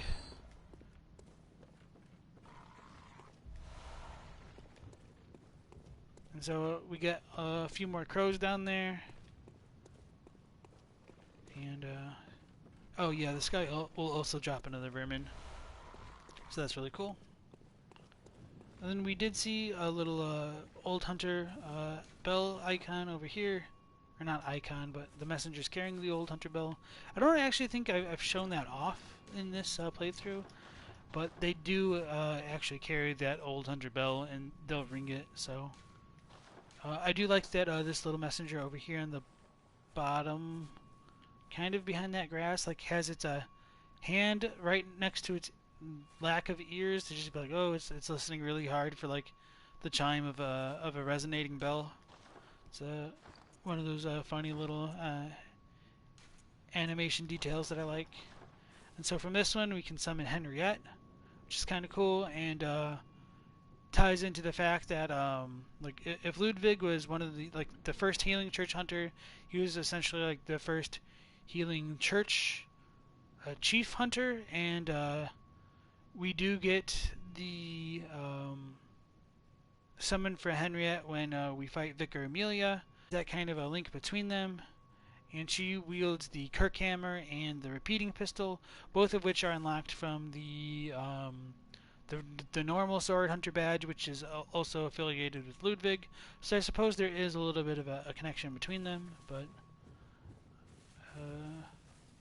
generally I still really don't place a whole lot of emphasis on the lore of the additional DLC hunters. But I suppose, to be fair, at least like Ludwig is a DLC character, and so there probably might have been a little bit more foresight into including Henriette here, but yeah, I really don't know what else to make of that.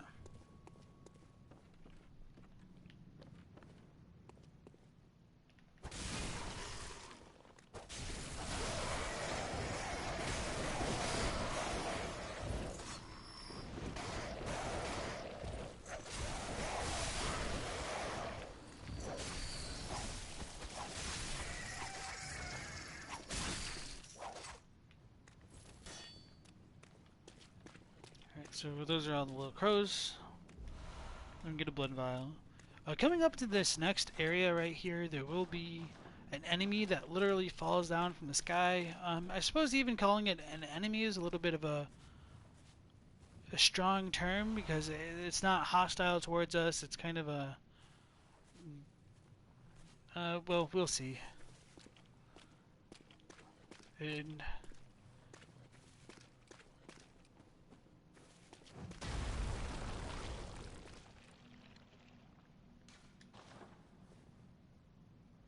as we see, it looks to be a kind of a snail woman, or like a woman in a kind of nautilus shell. With that being said, I mean, she does not look like any kind of normal woman that we would normally encounter. Her skin is a pale, almost like translucent white. She's got this kind of a weird growth coming on her body, potentially relating to parasites. And she is pretty unresponsive to everything that we'll do. Although she can be killed with like the Moderus whistle, and even the choir bell I think will kill her. So you can kind of interact with her, but generally like she's already supposed to be dead. So this is a really big hint that the current area which we're at is probably beneath somewhere else, and more specifically it seems as though the fishing hamlet is still above even this section of the Hunter's Nightmare. And so it's very likely that the nightmares are layered and stack upon each other, and you might not necessarily be able to see the layer above you from the vantage point below, but you might be able to see the place below you if you're above it. So that's kind of something to keep in mind as we go forward and explore more of the Nightmare Realms. And so I suppose I should mention that like actually, I'll wait until we look over the Whirligig saw right there. So that was the kind of item that I pointed out from earlier that we couldn't access before, but now we've gotten pretty much everything we can, except I guess there is like a little bit more over there. So let's go look at that Whirligig saw.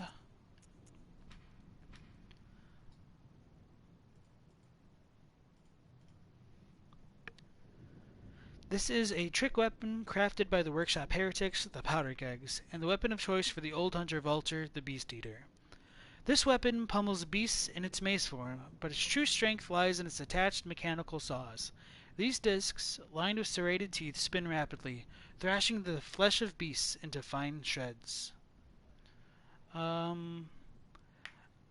I do like that this description does reveal that Volter is the Beast Eater, which is probably related to that Constable set that we are just looking at, since he is wearing that Constable set, and it does talk about all of the troop being killed by that beast, except for one surviving member who ate the beast itself. That really lends logically into it being Volter. And so I would take this to be like the most explicit reference that tale is probably true, even though it is kind of a bit more uh, presented as hearsay. As far as like the cryptic nature of these FromSoft games goes, that's about as clear as things tend to be at times. So, looking at the Japanese dialogue or description for this, um, it's pretty similar overall, so I'm not going to worry about that. And so, going back to that whole idea of the nightmares being stacked on top of each other, when we look up around, we can't see anything above us. It looks to just be only the sky, and I suppose that kind of celestial disk, of course.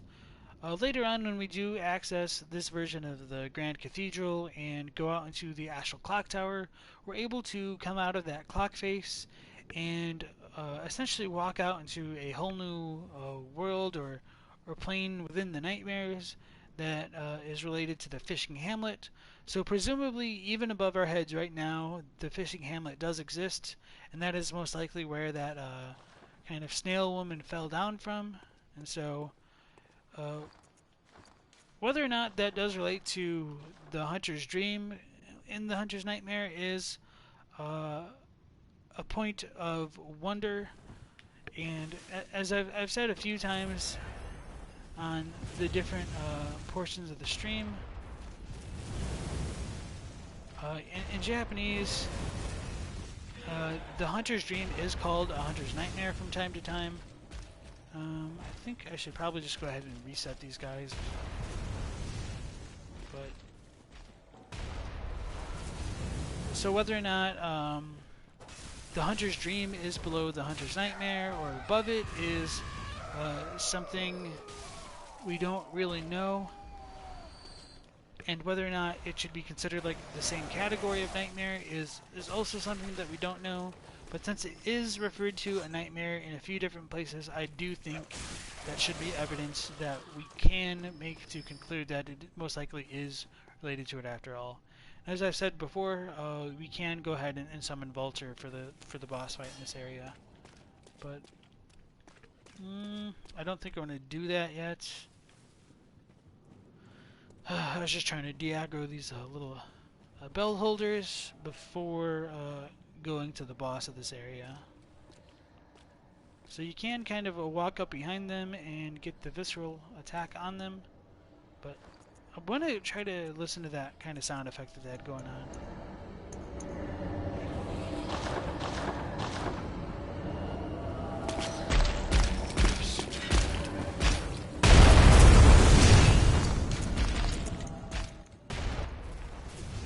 I didn't mean to dodge, I meant to unlock the camera, so I'm sorry if that was extremely loud.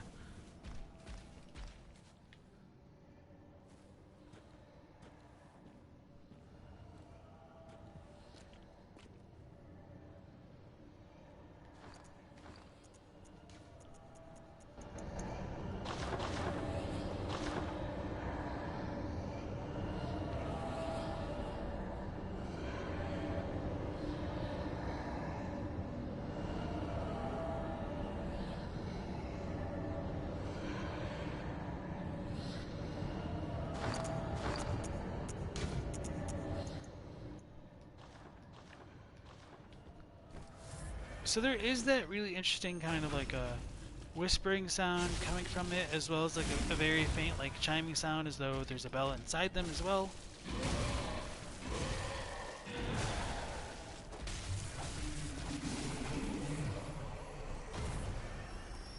But hopefully we will be able to have like the next guy buff his weapon and see a little bit more of the kind of a bell that they're wielding, since they are called bell holders for the Japanese name in the art book.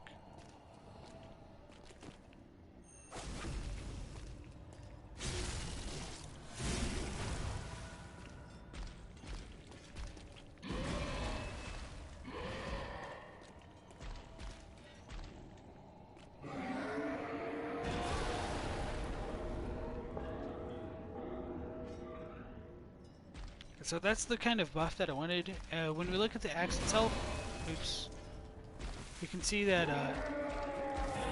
there's this kind of rippling effect on it when he swings it now. It creates this like kind of arcane ripple in the air, which distorts it and will deal damage to the player. You can see that the axe continues to ripple even as he's walking around. So there is that kind of a magical effect associated with bells in general.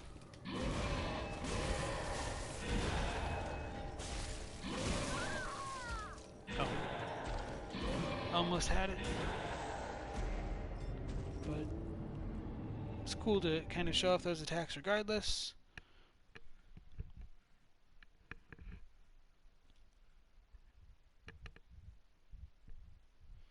And so that idea of like bells and sound and transversing dimensions does really tie into everything that we've talked about with like the voice of Ebrietis and Carol runes having like arcane power, and the kind of chiming effect that you can get from like trying to channel your blood echoes to the doll in the Hunter's Dream, and even the kind of a chiming quality of Ariana's blood, or the kind of a bell-like chiming sounds that you hear coming from the Gardens of Eyes grab attacks.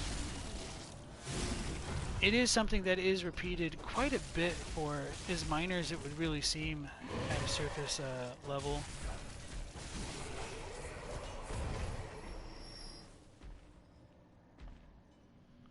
So I'm going to have that guy walk out a little bit more, and I'll just go ahead and actually be aggro at it once we get the visceral off, rather than just trying to show off so many of its attacks. And I suppose before I forget, like, we can see that these things are wearing like the holy shawl of the healing church, so they are kind of like church servants. I don't really know what the tentacle like appendages represent.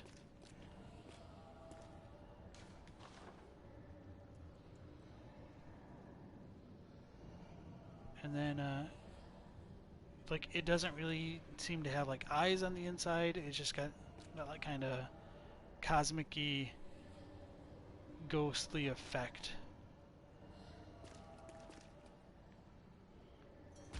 Oops. So whether or not these things are supposed to be like related to brain suckers or Amigdalae, because those enemies both have like kinds of tentacles, is a bit of a mystery.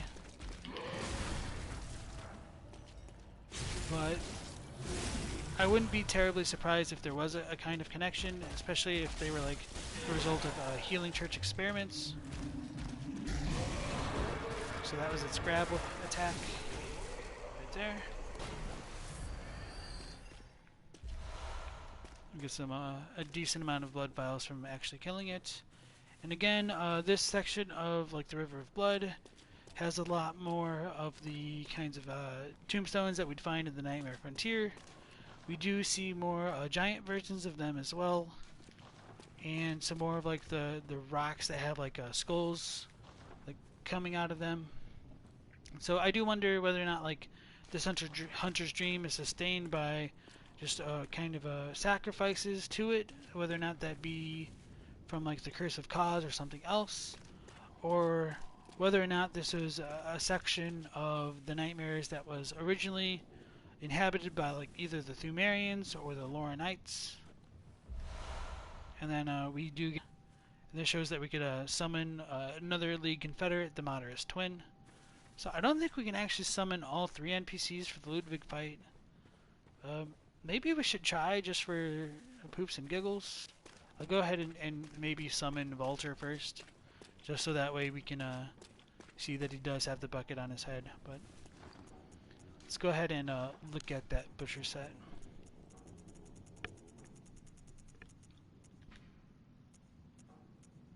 So the mask is slightly different from the other items, but for the most part they're pretty similar. So this is the mask of the Moderate twins, denizens of the Forbidden Woods, likely belonging to the older of the two. The twins grew up in silent kinship with a poisonous snake. Eventually, they learned human ways and became hunters. When they discovered Vermin, even in their beloved snake, the younger is said to have murdered the older. And so the first portion is the same. Both the twins became hunters and brought back and dissected their beast prey in order to support the villagers in their forbidden research. So this is one of the items which does kind of confirm what I was talking about in the Forbidden Woods, that they must have been conducting forbidden research, possibly because we find like so many beast blood pellets down there.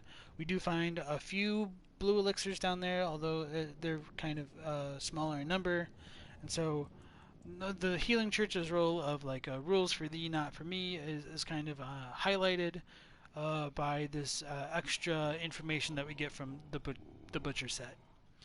And just as a little bit of a translation note, rather than just saying like it's the butcher set, I would say it should probably be a little bit closer to like dissection mask or like the dissector's attire, something along those lines.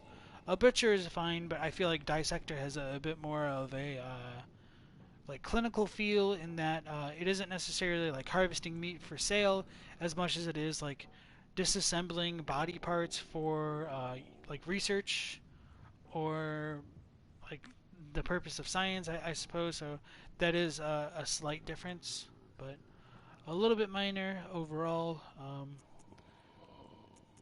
And so this does also reveal that the Moderus twins, at least one of them should have already been dead at this point. So whether or not we summon the older twin or the younger twin is a bit of a mystery, because we won't be able to summon them when we kill them after like rescuing Walter. And so while this should mean that like the one that we summon is the younger brother, for whatever reason we can summon Henrik after he dies, so it's not always a surefire case that like the ones that we summon are the ones that are alive. And so I just want to kind of throw that out there for reference. There is another difference in, was it this or was it the actual whistle that I wanted to mention?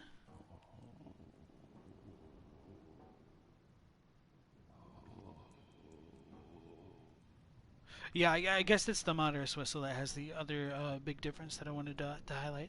Okay, so that's pretty much it for the butcher set, I believe. And pretty much it for this area before we encounter the boss. And so coming up here, we get an eye collector. She's kind of hidden behind this like little monument gate kind of thing.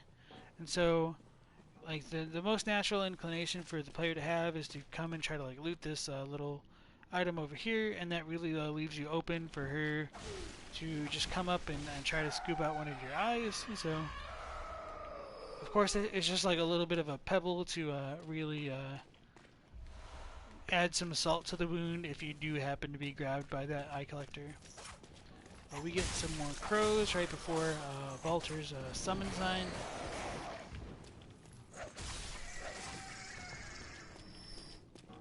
And then over here we've got a skeleton like banging on this gate.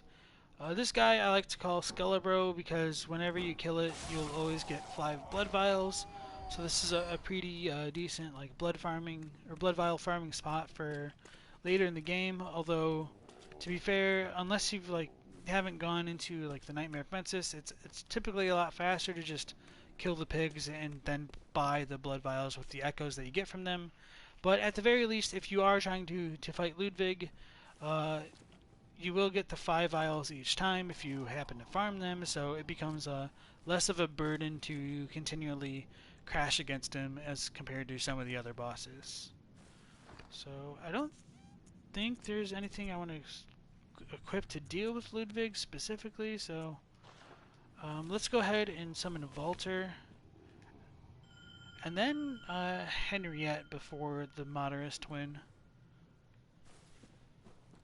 And so we do ring the old hunter bell, obviously, and then that is what allows Walter to come into our world.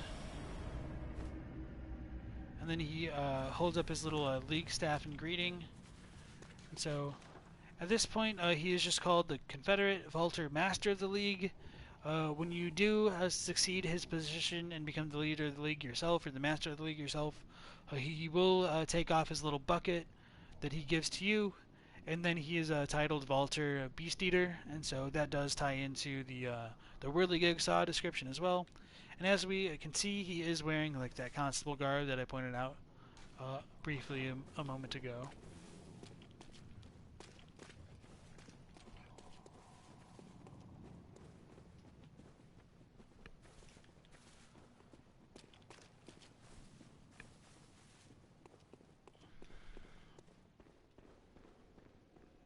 This will actually be my first time like summoning a Henriette for Ludwig as well.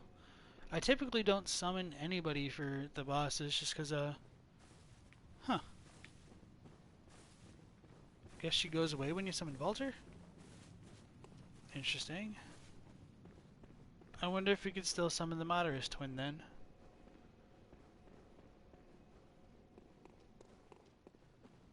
I wonder if it would then just be like a league thing to deal with everything. What am I doing? Where am I? Okay.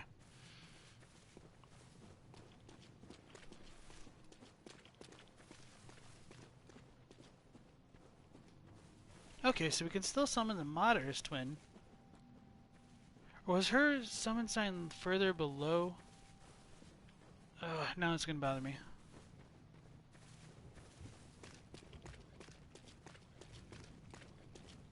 I want to make absolutely sure that you can't summon her.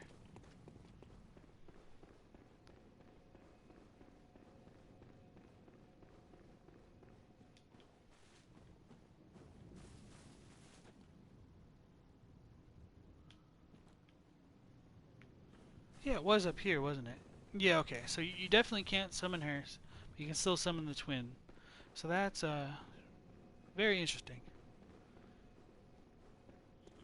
So thank you for bearing with me here. It's not something I do very often at all.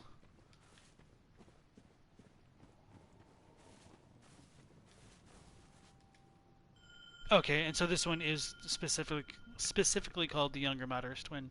So that's kind of interesting.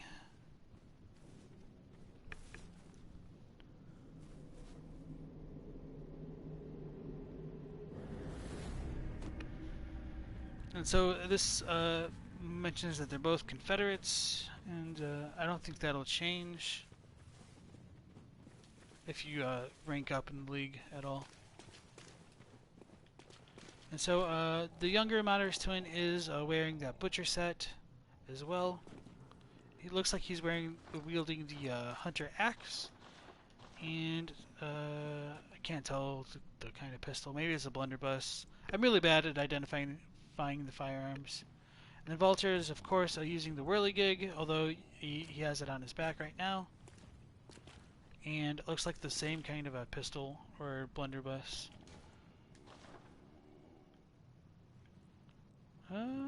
Yeah, I guess it is different from mine, so maybe it is the blunderbuss.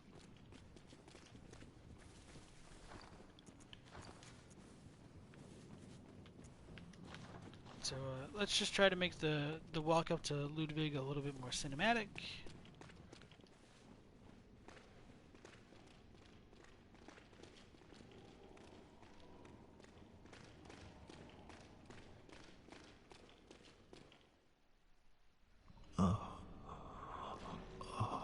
Please help us. An unsightly beast. A great terror looms. Ludwig the Accursed is coming.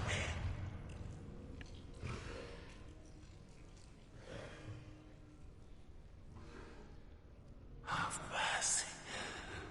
Have mercy upon us.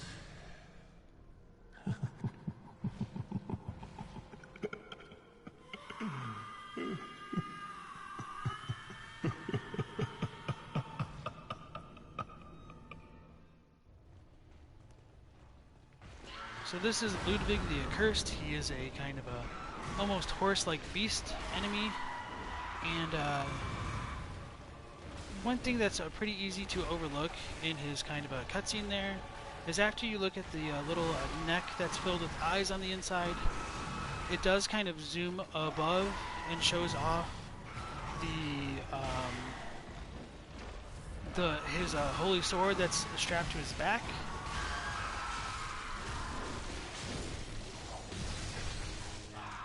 This is weird fighting with NPCs, and so many people wonder whether or not Ludwig is actually fused with the horse. I am personally in the camp that he probably is.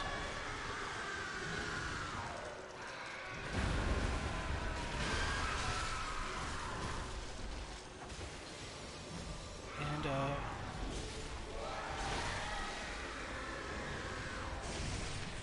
okay, it's easy to. Wow, he is so easy with what are they called? Co-op summons. So if you do look at Ludwig's design, I do think he has enough limbs which could line up with him being fused with the horse.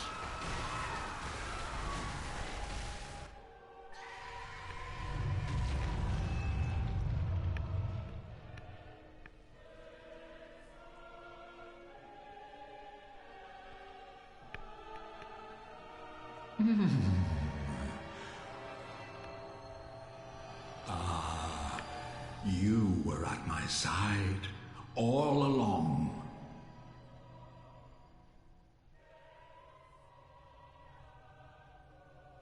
My true mentor, my guiding moonlight.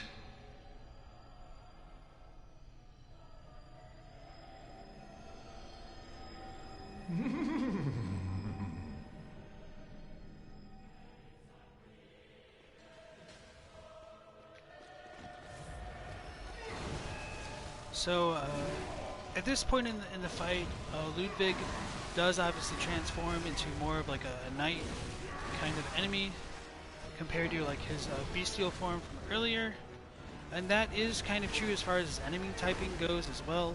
In the first phase of the fight, he is a beast type enemy, but after this, I guess I couldn't get the visceral off because the oh, I guess the NPC got it.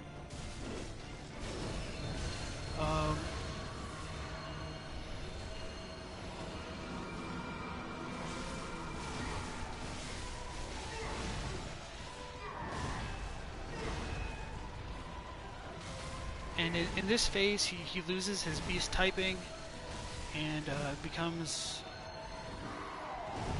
more lucid. He is still kind of capable of speech, which does separate him from many of the other beasts. And when he talks about his guiding moonlight, he's talking about his blade. And so he thought he lost it, but it was strapped to his back the entire fight. And so it seems like he was able to keep his beasthood at bay to some degree, possibly by, oh, Walter gets him. That's really cool.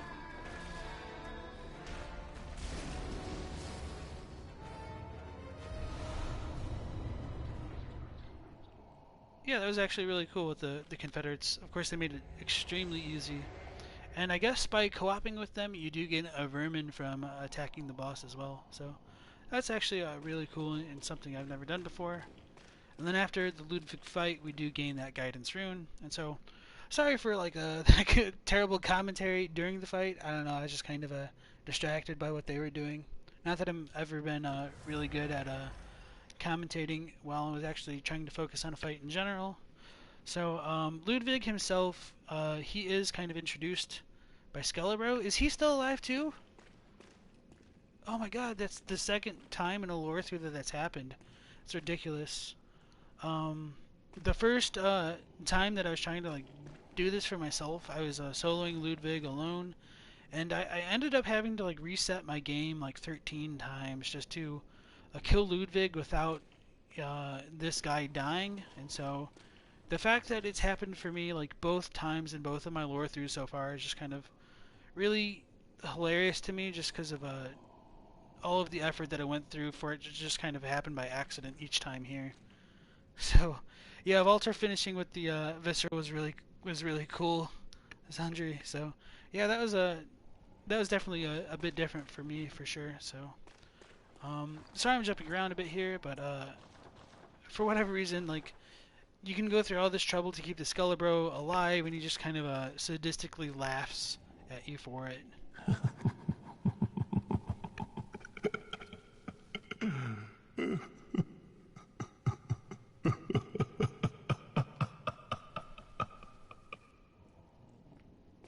So yeah, there's nothing else. He just says, "Oh no, the accursed beast Ludwig is coming," and then you go into the boss fight, and then he's not even like, "Oh, finally," or anything like that. He's just kind of mad. Although I guess maybe he doesn't even have the eyes to really realize that there's nothing else to do. That Ludwig has been defeated. So whatever. You can kill him for yourself. I don't even think you get any blood echoes from it. So let's go ahead and try that. Oh, 162. That's really interesting. That's kind of funny. But none of the other ones can be killed like that. So serves him right for just laughing at us, I guess. I don't know. That was something for sure. So yeah, going back to Ludwig and not jumping around so much anymore. At the very beginning of the fight, he is introduced as like Ludwig the Accursed. As you saw with his nameplate, he's like Ludwig the Accursed Beast or something like that. And he is probably fused with the horse, but that doesn't make a ton of sense since we don't see like a lot of enemies that are fused together. I suppose that's arguable, like when you look at like the cramped caskets, or even like the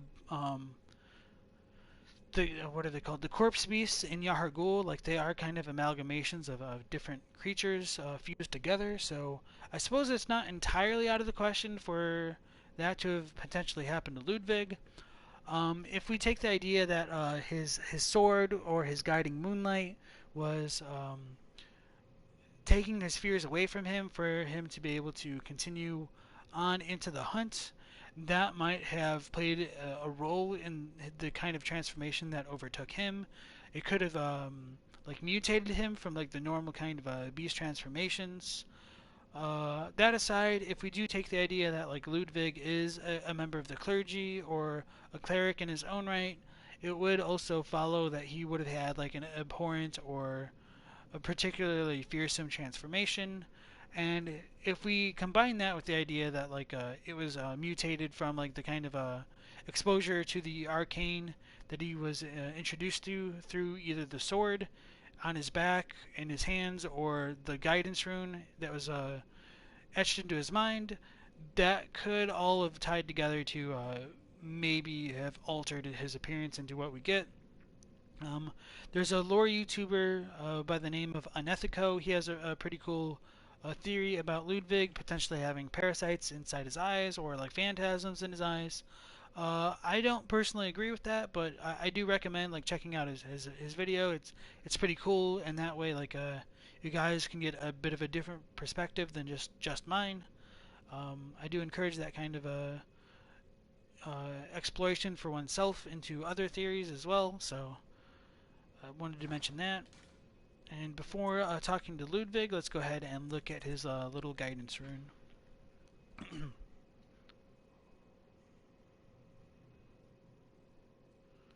So, this is a Carol rune discovered by the old hunter Ludwig, along with the Holy Moonlight Sword. Boost amount of life recovered by rallying. When Ludwig closed his eyes, he saw darkness, or perhaps nothingness, and that is where he discovered the tiny beings of light. Ludwig was certain that these playful dancing sprites offered guidance, and emptied Ludwig of his fears, at least in the midst of a hunt. So I do really like that description. As far as the identity of like the kind of dancing sprites goes, there are a few possibilities.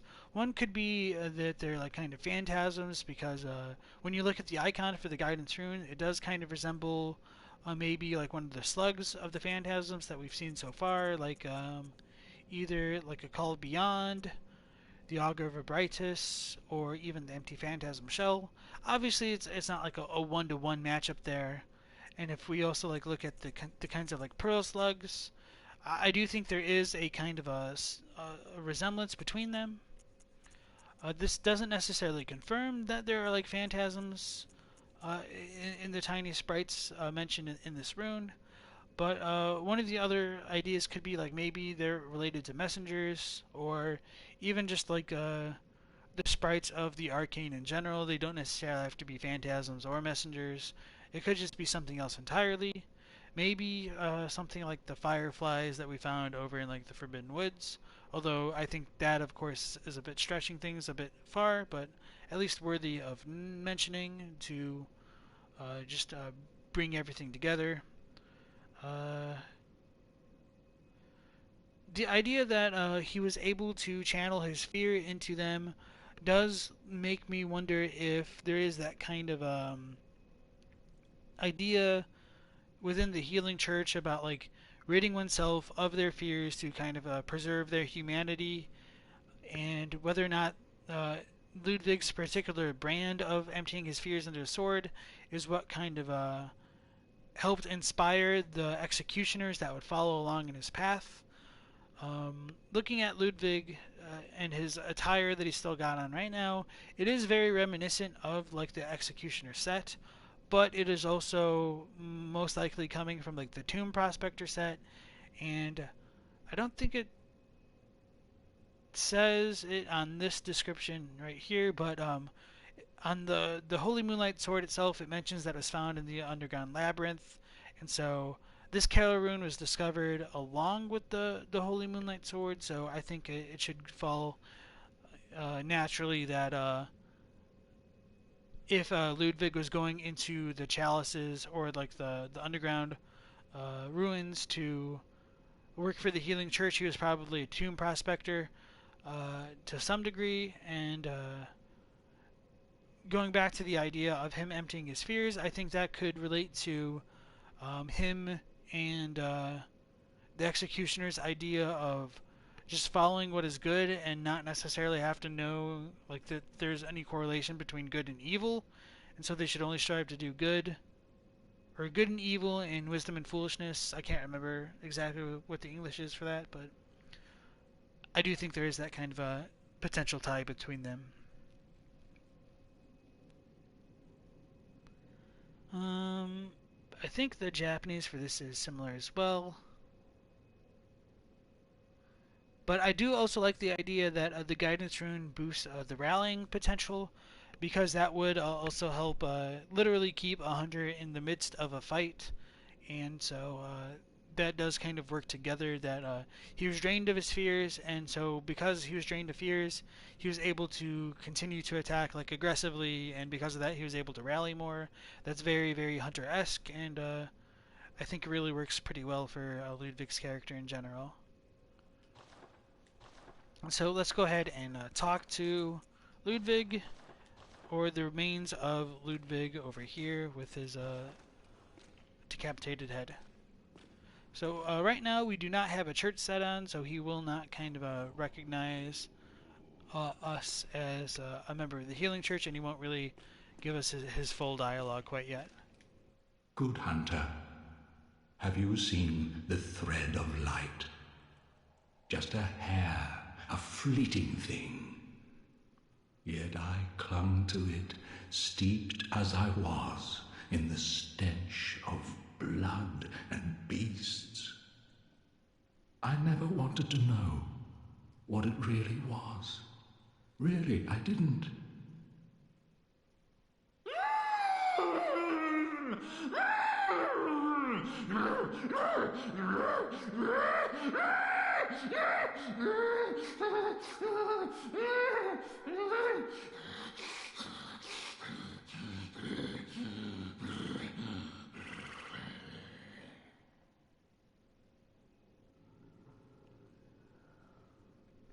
So I really like his dialogue right there.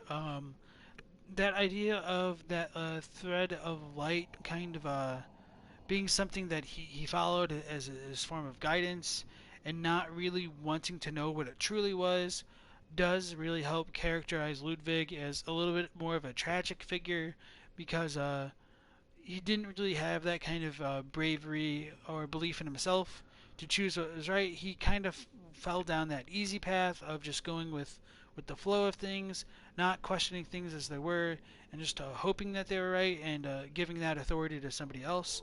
So I do think that is a bit befitting of his final end, in that he was essentially like the tool and the pawn of the healing church, and because of that, he is kind of he did kind of meet this grisly fate, and he was kind of criticized by a lot of others, although he doesn't really reveal that in this dialogue. And then, of course, like that final little laugh is very horse-like, which does kind of reinforce that idea that maybe he is fused with a horse. And so, whether or not it was like a literal horse that he became fused to, or for whatever reason he just gained a more horse-like form, is a bit contentious. But let's just say, for argument, that it was just something that came from him himself. That it could just be to show like the nature of his character, and like kind of the symbol that he's supposed to represent would be like a kind of a chivalrous knight going out and trying to act honorably and fulfill his duty. And of course, this transformation of his was a really dire perversion of that kind of trope and that archetype.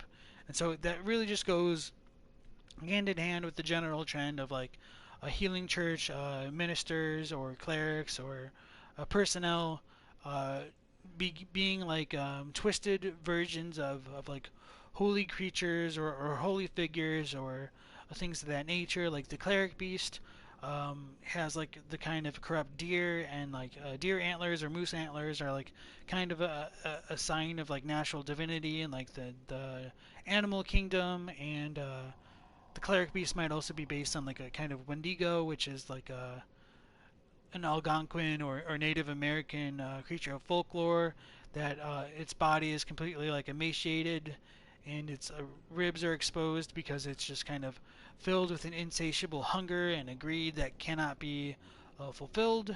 And when we look at Vicar Amelia, she's got like that kind of lupine canine face, the very small antlers, which does remind me of a Kieran a little bit, although I can't like say for sure that was part of her inspiration. But nonetheless, like deer and does and things like that are supposed to be seen as like very regal creatures and very like elegant, and they're herbivores. So the fact that they become like more not omnivoric but carnivorous and insatiable with their hunger and consuming flesh and bone and blood in particular, just does tie into everything that we see going on with Ludwig as well. So his fate being tied into theirs is a little bit tragic, because he didn't really seem to be fully on board with that, as far as like his internal motivations goes, or like his ideals, his personal ideals. He just entrusted those to somebody else, and it ended up backfiring horribly for him. And so that might also tie into just like the third ending, or like a lot of the endings in like Dark Souls with Ludwig telling you to choose your fate. So uh, as far as like the Soulsborne games in general go, like picking your own fate and sticking with it, and using your own will is like kind of the way to advance in these kind of games. So that was a lot to say right there, and I don't think he has anything else to say quite yet until we change our attire.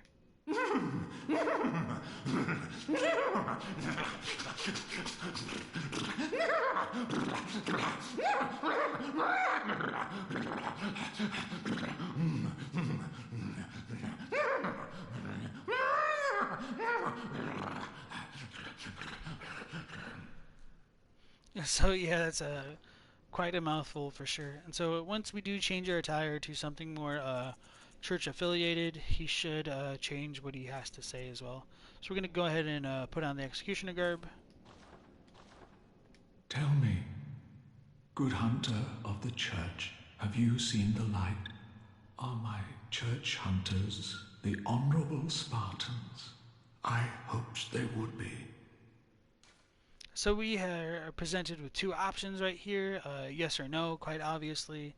And just before going into that, I've mentioned this before on a few of the other streams that all of the kind of references to real world locations or references are more products of localization than what we get in the Japanese.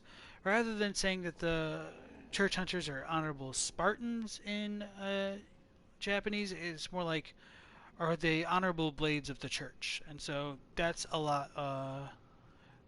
Not necessarily more ambiguous, but like that doesn't necessarily mean that like there were like legitimate Spartans in the Bloodborne universe. So this might not actually have taken place on Earth, which it really should be the case. Like we don't really have like these kind of werewolves or uh, disembodied heads talking after their death in on Earth that I know of by any means. Of course, just take that with a heavy grain of salt when people say that Bloodborne is based on real life or more specific locations in Europe. We don't really have confirmation of that either way, and so that leads me to believe that it is supposed to be kind of like a parallel universe and not necessarily related to Earth as we know it. Um, Going back to saying either yes or no, if you tell him yes that they were, that is a bit more of a lie. Like we know that the church hunters are not honorable Spartans of the church. I typically like to say no instead to just kind of like really drive the hammer home that like no, you really messed up, Ludwig. Like you really should have like listened to everybody that was criticizing you because you've just pretty much made everything worse for Yarnum. But the last time I did say no, so this time I will go ahead and say yes, even though I really don't like to do it, which seems to be a bit different than a lot of the other streams that I've seen of this. Ah, good. That is a relief. To know I did not suffer such denigration for nothing. Thank you kindly. Now I may sleep in peace. Even in this darkest of nights, I see the moonlight.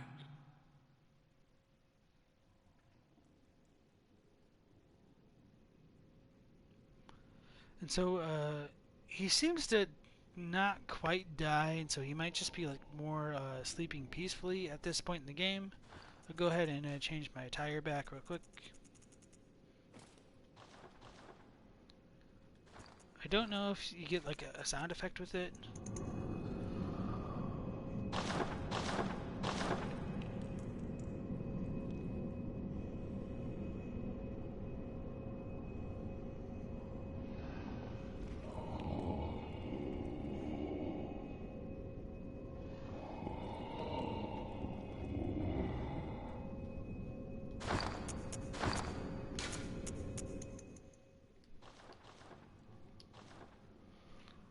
So we can go ahead and loot his weapon, the Holy Moonlight Sword, from his not-so-corpse, because I guess we can still talk to it.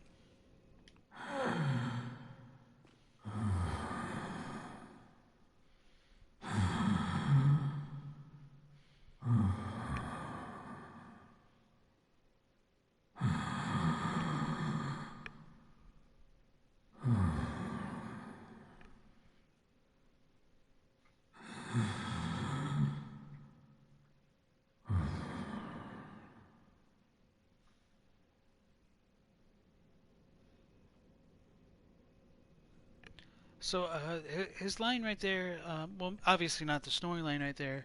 When he says, "Even in the darkest of nights, I see the moonlight." His Japanese is slightly different, where he says like instead, "Thank you. With this, I can sleep peacefully on this dark night. However, surely saying that you've seen the moonlight." Um, I realize like that doesn't necessarily flow very well in English, so it's more like saying that you've seen the moonlight on this dark night, I can sleep peacefully, is kind of what he's really saying. So it's not necessarily that he sees the moonlight, he's just relieved that we say that we've seen the moonlight. So that kind of seems to alleviate some of his fears, I suppose. When you tell him no, he just says, "Oh my, just as I feared. Then a beast-possessed degenerate was I, as my detractors made eminently clear. And then he just makes a whole bunch of like braying, horse-like laughing noises. And then he just says, "Does the nightmare never end?" at the very end.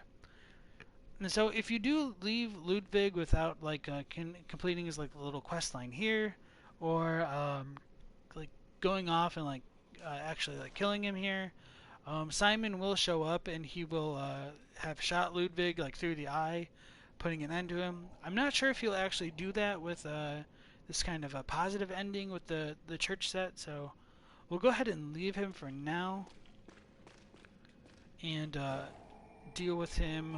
We'll come back to see if Simon deals with him. But even if you don't put on the church attire, you can actually just attack the head itself to go ahead and loot his holy moonlight sword. So we'll look at that when we go back into the dream and level up.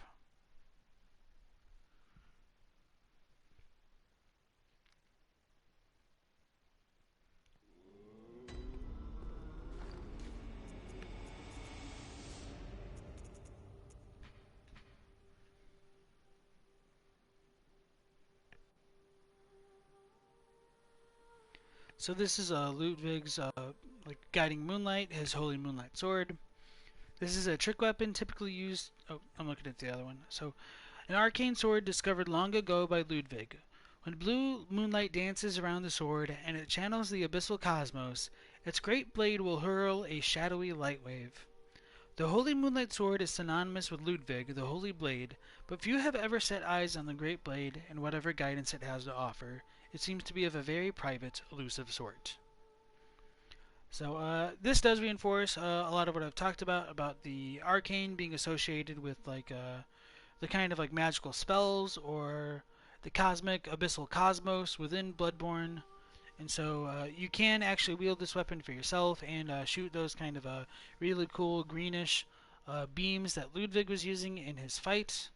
And this is one of the coolest weapons of the game. This is kind of like a FromSoft staple. It does appear in a couple of the other games. I don't remember if it appears in like Kingsfield or maybe it was Armored Core, but I do know that you can get this from like the Tale of Seath in Dark Souls 1. And so in one of the interviews that I did look at with Yamamura in Japanese, he did say like they weren't originally going to include the Holy Moonlight Sword because there wasn't a really good place for it in the base game. But since the DLC was more about fan service, they were finally able to kind of find a place for it. So that's kind of an interesting thing to learn about it. That it's essentially a fan service weapon. But as far as the lore of the game goes, I do think they made it fit in a very good position. And so yeah, I like it overall, just in terms of not only like lore but mechanics. I personally haven't used this weapon a ton, but it's really a kind of an interesting take on a lot of the more traditional Bloodborne weapons, and so it's really a cool inclusion to the game. And so the Japanese description for this is very similar as well. Welcome home. What is it you desire? Very well, let me. Oh wow. I'm literally 86 blood echoes short from being able to level up.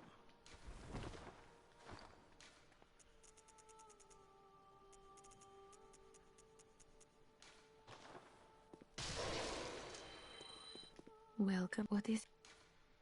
Very well, let me. Let's go ahead and with more endurance now. Good hunter. I didn't even remember hitting the D-pad, but okay, whatever.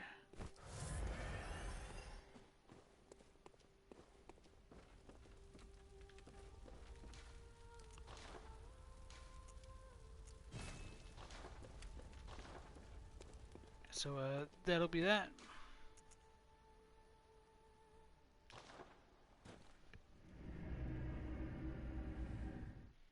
I suppose now you can fight Lawrence, but I don't think that's true. I read that from somebody. I think you actually have to go ahead and loot a skull because it really wouldn't make a ton of sense for it to not be the case. So we'll get that in a little bit right here. So Simon still hasn't arrived here yet, which I'm not surprised by. And the next area we come to is like a kind of underground jail. Shrouded by night, but with steady stride. Coloured by blood, but always clear of mind. Proud under the church. Beasts are a curse, and a curse is a shackle. Only ye, the true blades of the church. So this guy right here is Yamamura, and some very smart individuals were able to figure out that he's probably a reference to an upcoming From Software game, Sekiro, and he's like wearing a whole bunch of like samurai-esque attire that is kind of related to Eastern lands and Japan and like Sekiro in general. So kudos to them for being able to figure that out. I probably wouldn't, but maybe the inspiration could have been like maybe Marvelous Chester in the Dark Souls 1 DLC was more of like a hunter for Bloodborne, so that might have been what tipped people off to that. As far as his dialogue goes, he says, "Shrouded by night, both steady stride, colored by blood, but always clear of mind." I do like how they kind of made that into a kind of like a poem type thing, or like almost like a verse, and so that works out pretty well. When he says, "Beasts are a curse, and a curse is a shackle, only ye are the true blades of the church," I did want to point out for like the Japanese, overall it's very close. He says like, "Beasts are a curse, the curse is a yoke." And this idea of it being referred to a yoke, I mean, yoke is very similar semantically to the idea of being shackled to something, but I do think it's interesting that they chose to go with the word that they did because yokes are kind of more associated with like being attached to the necks of like oxen and like beasts of burden. And so when we take that idea of the yoke being associated with like animals and animal husbandry in general, I think that it has like an extra layer to evoke that beast is like, if beast is a curse and the curse is a yoke, it's something that intrinsically ties man to beasts. So that's just kind of a cool little detail in the Japanese. Not that I find anything like particularly wrong with the English there. And so when I talked about like Ludwig saying like ye are the holy Spartans of the Healing Church, being like the holy blades of the church, I do think that ties into what like Yamamura says right there, where only ye are the true blades of the church. I think that's like pretty much the exact same idea. And so it's a little bit more consistent in Japanese and consistent in English, which is fine. Other than just like the whole Spartan thing destroying some people's senses of immersion, I guess. I think that was it. We can't go ahead and free Yamamura from that little cage right now, but I did mention there was like a beast, or not a beast, but an NPC in the Cathedral Ward that would always like have this like thumping sound accompanying it. But when you come and visit like Yamamura, you can see, maybe not so much from this angle, you can hear like the kind of thumping sound.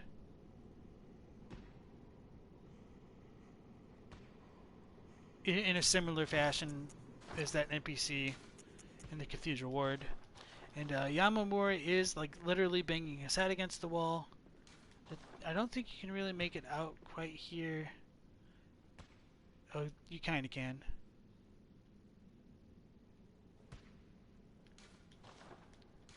And so that might be like the same kind of idea used here to show that he's like kind of gone mad. I thought there was something else I was gonna say. Maybe not so much about Yamamura.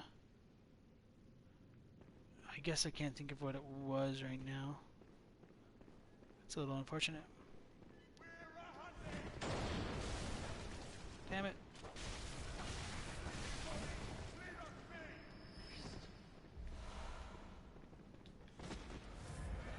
So, yeah, this underground cell, jail area Does have some more church servants as well as like another wheelchair huntsman that we can dispatch pretty quickly here.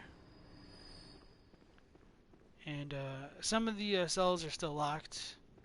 We can't access them quite yet. And I don't think there is too much else in these rooms until we get the key. But yeah, it is going to bother me what I was trying to think about with Yamamura. We do get some more instances of the chairs just kind of lounging about. I don't think that's particularly noteworthy, even though ironically I am kind of pointing it out right now. At least with the like this version of the game, I think it would have been a cooler idea when the warp chairs were still a thing that the player would use to like go to the hunter's dream rather than lanterns. So with so many chairs in here, it could have been like a pretty cool thematic tie to like just the dreams and sleep in general, but we kind of miss out on that. So this really cool corpse right here belongs to Gratia, most likely, and she seems to be like a giant red-haired lady. She is extremely large compared to the hunter's model, and that does relate to the item that we pick up from it. Fist of Gratia. It's actually a left-handed weapon. It's a chunk of iron filled with, or fitted with finger holes. The hulking hunter woman was simple Gratia, ever hopeless when handling hunter firearms, preferred to knock the lights out of beasts with this hunk of iron, which incidentally caused heavy stagger. Gratia was a fearsome hunter, and to onlookers, her unrelenting, pummeling appeared oddly heroic. No wonder this weapon later assumed her name. Interestingly enough, like you'd think that this item would probably sound a lot better than it is, but like when the hunter uses it, it's fairly useless. Maybe it gets better when it's upgraded. I don't really know about that, but it really doesn't stagger enemies nearly as well as it kind of lends on. But that could just be because we're not as big as Gratia and we're not as strong as her. But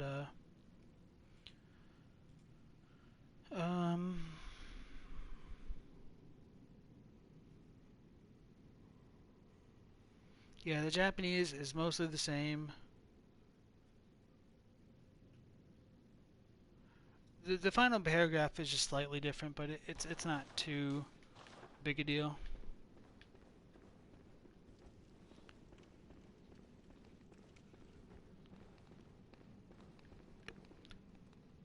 Coming to the next area will be the research hall, and or not quite the research hall, but like the second Grand Cathedral, and it will lead into the research hall. And behind this like kind of a like tomb, which is reminiscent of the way into Old Yarnum, there will be like a bunch of rats with like glowing yellow eyes.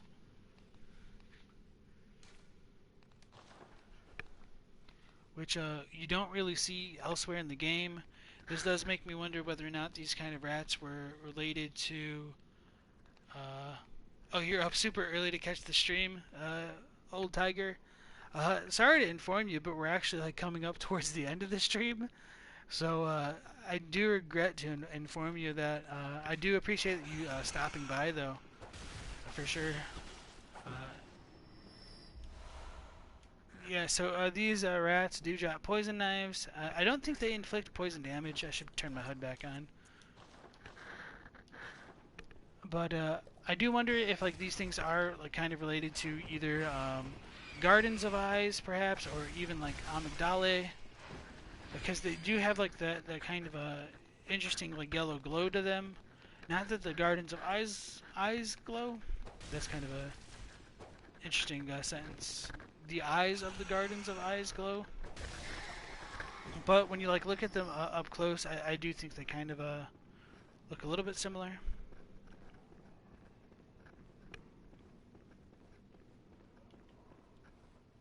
Damn ragdoll physics. Oh, that one I probably could have actually looked at. Okay.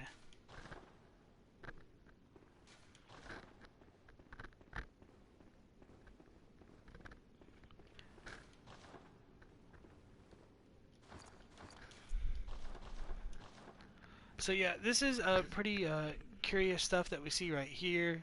Um,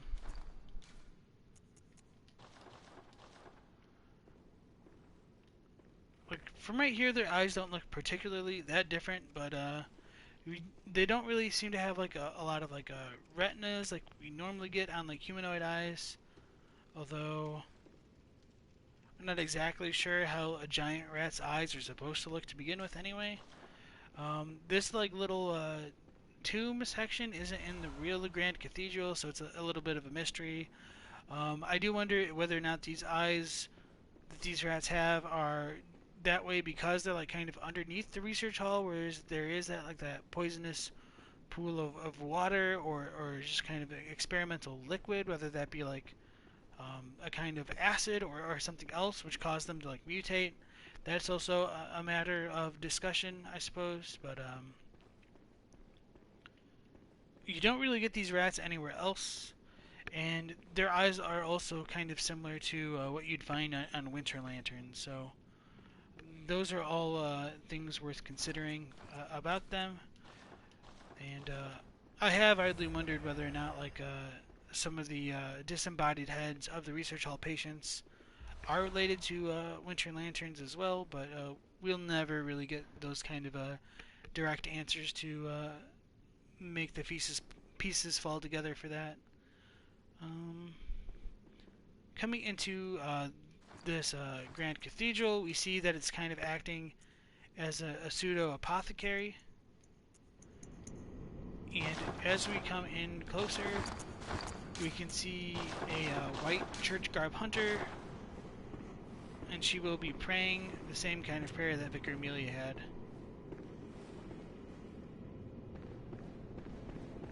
Damn it.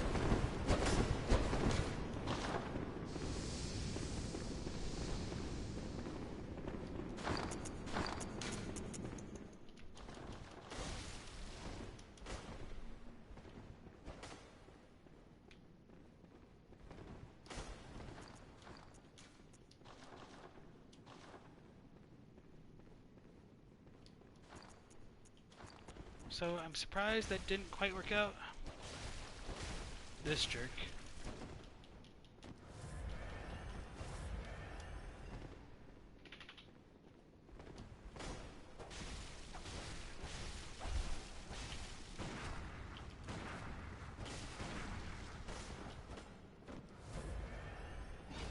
So this black church hunter wearer is wielding the Ludwig's Holy Blade, and obviously like the black church set.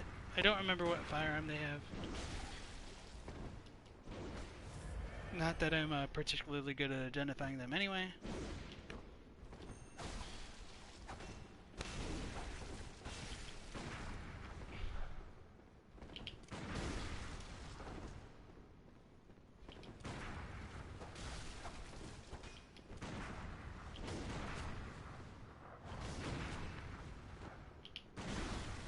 Damn it, I thought that was for sure visceral. Oh well. Should stop fishing for it. I just wanted it. So we get a man's knowledge from that corpse, and maybe now the other one has de-aggroed and we can actually hear the dumb prayer. So Tiger says, you know that people say she's Vicar... Damn it. Say she's Vicar Amelia, but you just don't like that idea. I can understand why people would go for it.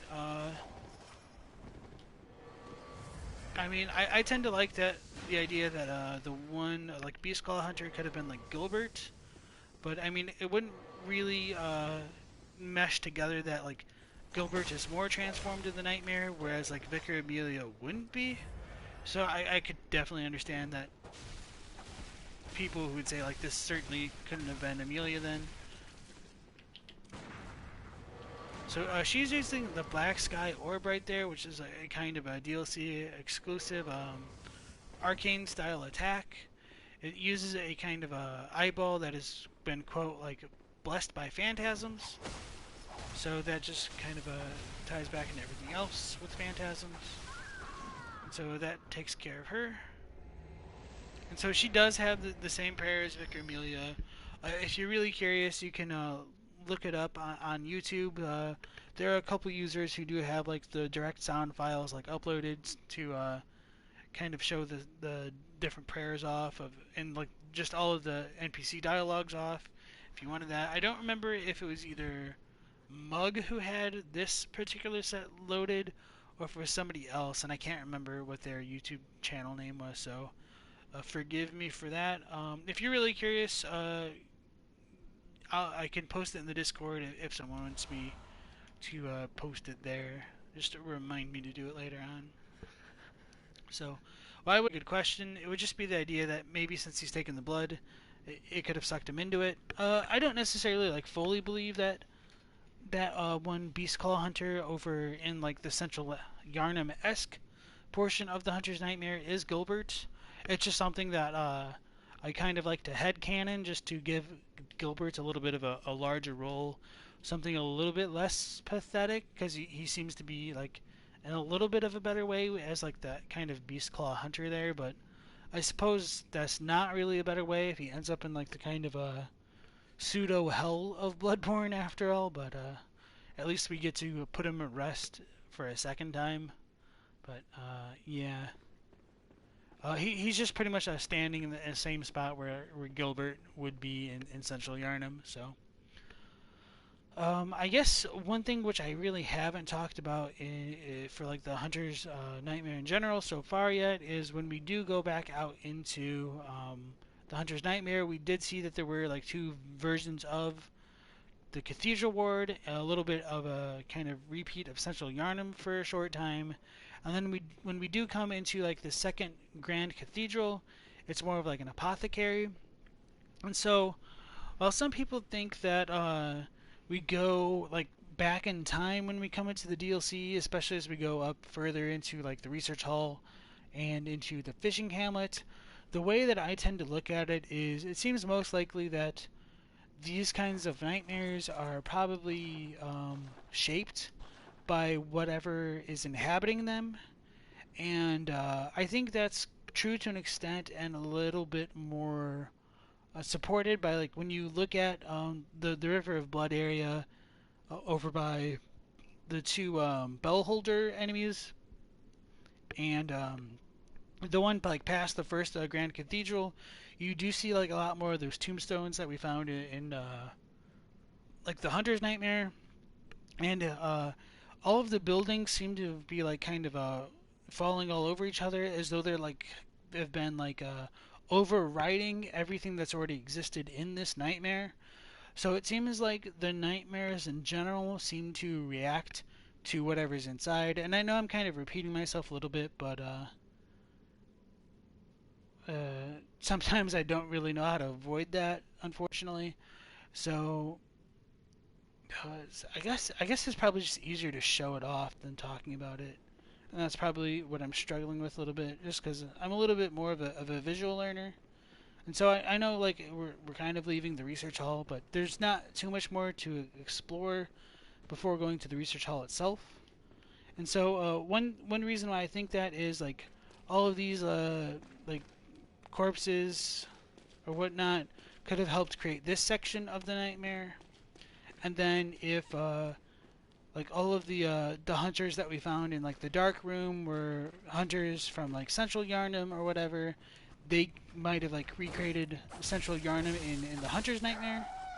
And so when we come back out here, like this is another like small section of like the Cathedral Ward, although it's like completely warped. We've got these gigantic grave and tombstones of like the Nightmare Frontier. We don't really have as much of like the features that are similar to like the what's called the not the nesting ground, but the resting place of the Amygdala in the Nightmare Frontier as well. And so, if this area existed before, like the Hunter's Nightmare became the Hunter's Nightmare, it seems as though it would have been more associated with whatever was in like the Nightmare Frontier, and it seems to all have been like kind of overwritten by the random Yarnum stuff that like these like little hunters are probably bringing out of their memories. So that's my general thought about like these kind of nightmares in overall. That they kind of probably react to the wills and the memories of all of these things that are inside it to uh, form what we have. And so when we get to the fishing hamlet, it seems probably like it was created by like all the like the little fishmen there, and maybe even more specifically the orphan of Cause. And so that could also lie into like why the little nightmares might not collapse after we destroy their hosts. Like the nightmare frontier doesn't go away when we kill Amygdala. The uh, nightmare of Mensis doesn't, or the nightmare. Yeah, is it Nightmare of Mensis? Yeah, that place doesn't go away when you kill Mikolash or Murgo's wet nurse or like dispel Murgo. And most likely the same thing with like the Hunter's Dream. Like that doesn't go away when we get rid of Gehrman or the Moon Presence. Probably because these might be like a little bit like semi-permanent fixtures, at least until like somebody else comes along and changes it with their personality or their memories or their wills. So sorry for being a little bit long-winded there. Tiger, you ask, who do you think those two women are? The two women in the like second Grand Cathedral. I think they're probably just nondescript hunters. One of them might have been a vicar, but that's a little bit hard to say. And quite honestly, I don't really like how the DLC tries to fit in like a lot of the research hall portion of the game into what we get, just because it doesn't really make a ton of sense to me. Because it seems like if the choir was fixated on like coming into contact with great ones to contact the cosmos, and they came into contact with Ebrietis to do that, and they were trying to create celestial emissaries to do that, how does this section of the Hunter's Nightmare tie into everything? I don't really think that makes like a ton of sense, because that just kind of flies in the face of the choir. If the Healing Church already had access to the nightmares, why did the School of Mensis go ahead and bother to create the Nightmare of Mensis? That doesn't really seem to line up for me very well. And so I do understand why people would say like maybe this is more of like the past, because that would wrap things up a bit more nicely as far as like whether or not they are still actively conducting research in the research hall. But yeah, it just I don't think no matter which way you look at things that you'll get like perfect answers for everything, unfortunately. So were all these corpses real people who existed in the nightmare? I do think that's what it's supposed to imply. Like, but that's a hell of a lot of corpses. But to be fair, like there really are a ton of caskets and coffins all around Yarnum itself. So when you also look at like all of the little barrels filled with corpses for incense, like there's like stacks and stacks on stacks of kind of like skeletons just chilling around all throughout Yarnum. And there's also like the good possibility that like a lot of the corpses, at least in Yarnum itself, were carted in from like the underground ruins, which is pretty crazy to think about, because there are like a lot of the wagons, and when you do go into the chalice dungeons themselves, you will find like a lot more of the wagons down there that are like laden with caskets and things like that. All right, so with all of that out of the way, let's go ahead and go back into the underground cells and go ahead and talk to Brador, since we didn't do that quite yet.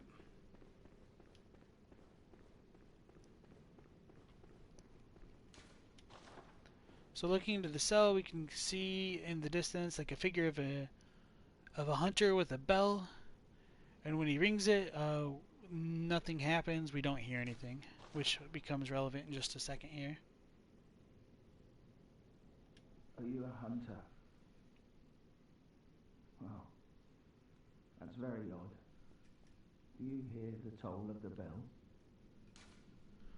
So, since we do not hear the bell, we should say that we don't.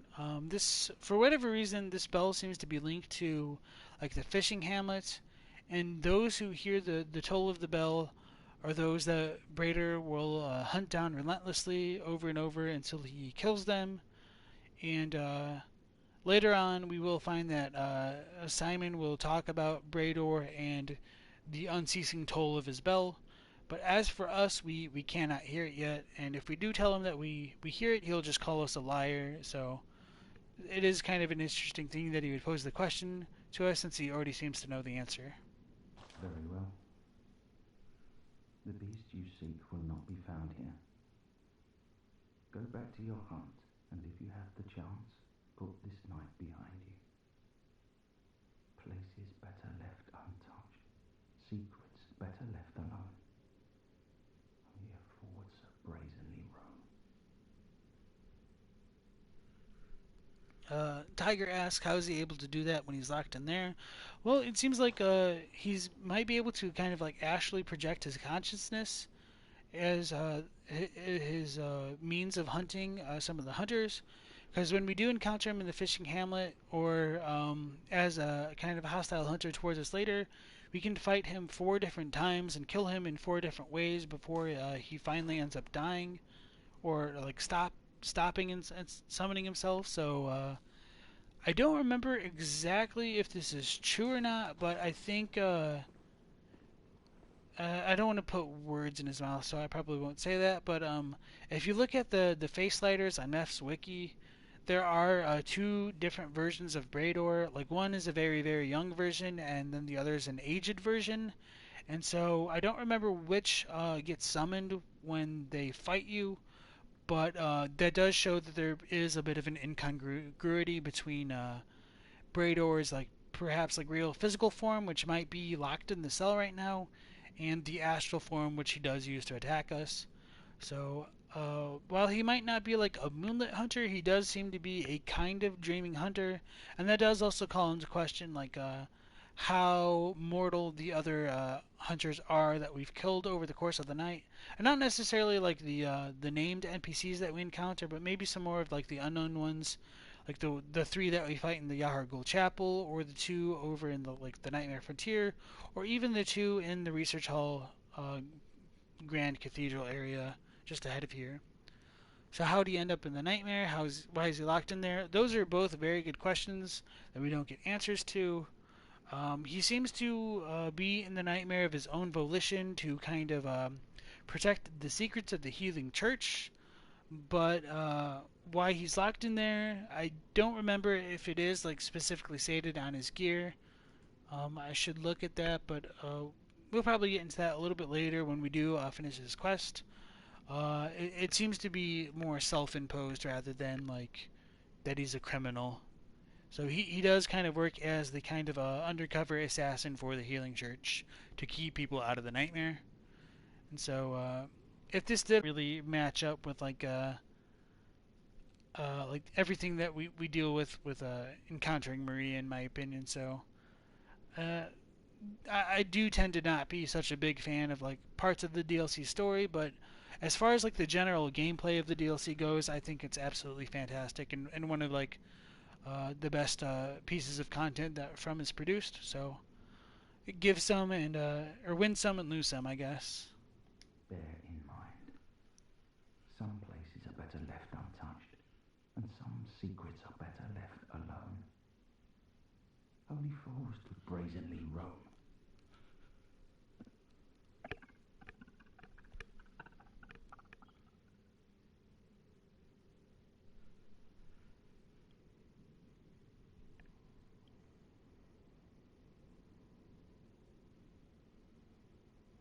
So, looking at his dialogue, there is a slight difference in the Japanese there.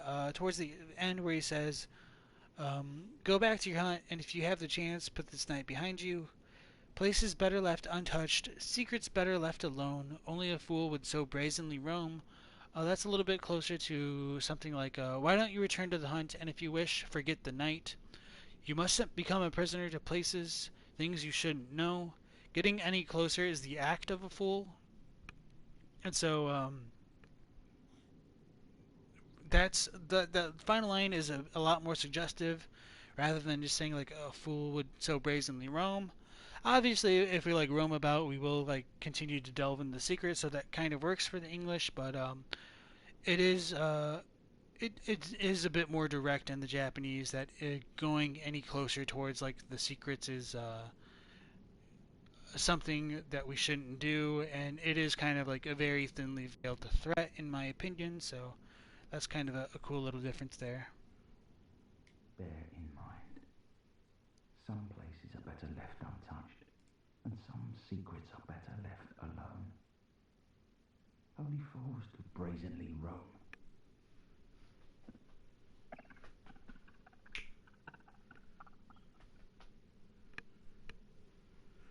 So Tiger asks, why does he and Maria not want the hunter to find out the secret of the fishing village?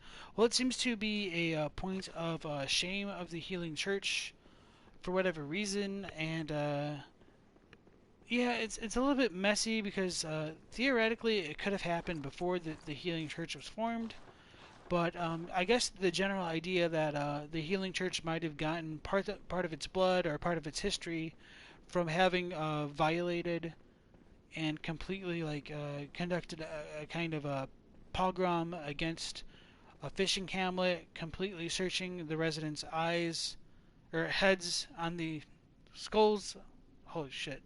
Let me rephrase that. Completely forcibly searching the residents' skulls for eyes on the inside is a very very terrible act to commit. The fact that they might have taken an orphan or like an infant from a potentially live great one or still living kind of a woman is a grievous deed to commit as well. And so, um, if the healing church is really founded upon those kinds of actions, like it really would have hurt their claims as to whether or not like they really did get holy blood or they were chosen like by heaven to kind of become like the administrators of such holy blood. Like it just is a really bad look, I suppose, for the healing church. Um, as far as that, like it is said, like I don't know about Brader specifically, but it almost seems like Maria probably wanted to kind of atone for her sins, and so she might even see like the curse of Kos as being like the right of Kos to curse the hunters for the kind of evil deeds that they committed against the fishing hamlet.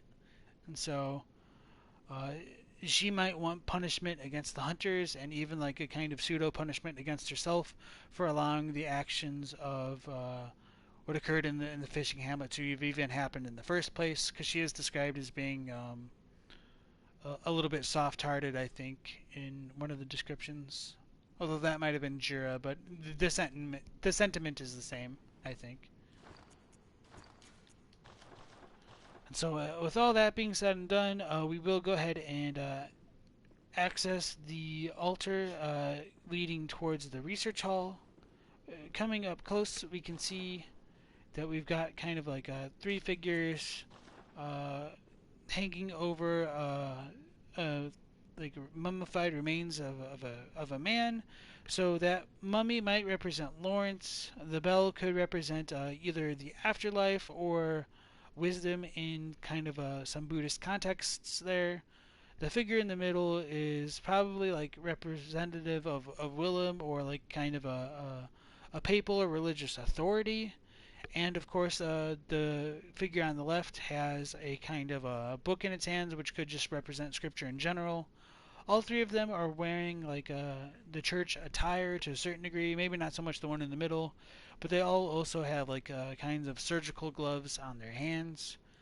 And beneath that mummy in the middle, we get this really cool image of like a kind of a beast, either like prowling or like kind of mocking what's going on above us. And there are also some candles which do give some more religious significance to the corpse on the table as well.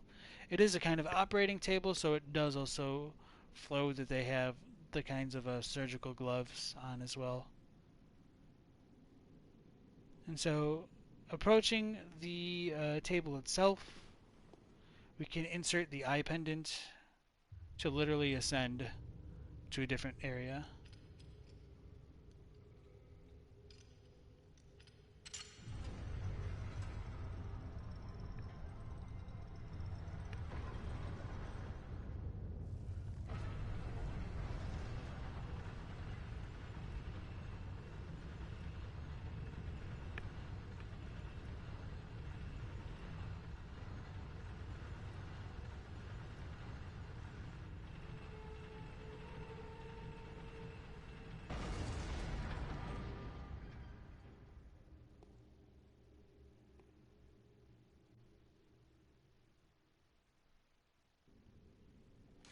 So now we're granted access to the research hall, and then we get another shortcut lantern. And as I mentioned before, literally inserting eyes on the inside of the skull allows us to ascend up to a kind of new dimension of this Grand Cathedral into the research hall. But there are a few little Easter eggs pertaining to this elevator which elevated us to that area up above. So go ahead and raising it back up there. We do get the kind of repeating figure of what we find in the Grand Cathedral in the Waking World, or in the other version. No, this is more likely the Waking World, where we would have like Lawrence's skull at the bottom over there. So coming up here, we do get more of a clear look at some of the things that are going on.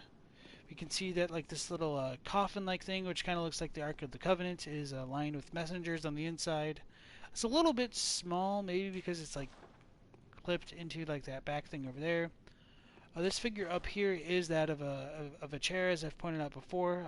This isn't the best angle to show it off, but it most certainly is a chair. And then we got the robed figures on the side. So one thing which does connect, like, you know, everything to the Healing Church, Grand Cathedral, and all those altars, is we got that winged woman with the basin of like liquids, which should represent blood. But most importantly, we do gain Lawrence's human skull from this altar, which perfectly aligns with obtaining like Lawrence's like bestial skull in the Waking World. So Tiger says, if Maria was in Yharnam at the time of the Pale Blood Moon, would she have been impregnated like Ariana? That's actually a pretty good question. I think there's probably a good chance, because her blood is really impure, most likely as being like a collateral relative of Queen Annalise. And if we do take the idea of Queen Annalise as having a child of blood at some point, I definitely think it could have extended to Ariana as well. Although, to be fair, not Ariana, but to Maria as well. But to be fair, maybe she didn't imbibe enough of the blood to really set her quite over the edge to get to that point. Not that I necessarily think that Ariana did as well, but I don't know, that's something to consider in the future. But going back to Lawrence's skull right there, this is a key item, and there is a bit of a discrepancy that I'd like to talk about on that as well. So let me go ahead and pull that up. So this is the skull of Lawrence, first vicar of the Healing Church. In reality, he became the first cleric beast, and his human skull only exists within the nightmare. The skull is a symbol of Lawrence's past and what he failed to protect. He is destined to seek a skull, but even if he found it, it could never restore his memories. So, rather than just like kind of talking around it, I'll go ahead and read my interpretation of this text. It's the skull of Lawrence, the first vicar of the Healing Church. However, the reality is, he is the first clergyman beast. The skull of the man exists only within the nightmare. This is the oath that was never able to be kept. As a result, Lawrence might seek it, even though there is no way it could return his memories. And so, I suppose that doesn't sound super clear on its own, but it seems as though this skull is literally supposed to represent his oath to like Master Willem about fearing the old blood. And for whatever reason, Lawrence failed to protect his oath to fear the old blood, and because of that, his bestial form within the nightmare will seek this skull, even though it can't restore his memories. So I think that's what it's trying to get across, and it's worded just like a little bit strangely to me, but that is kind of essentially what it says. So that is that, and when we go ahead and put the elevator back down, we can go down to the bottom to get another kind of a secret Easter eggy kind of item. Damn it.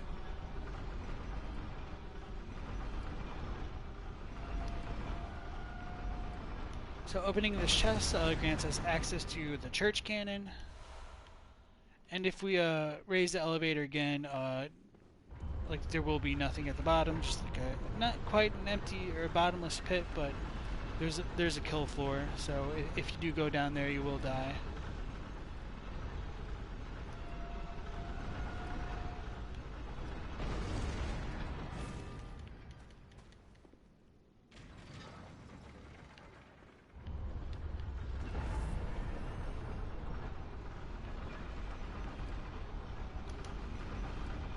This gives us the better shot of us like being on a kind of chair, and I do think that is supposed to represent that we are like that this was supposed to be related to sleep and dreams because the warp chair was a thing in earlier developments.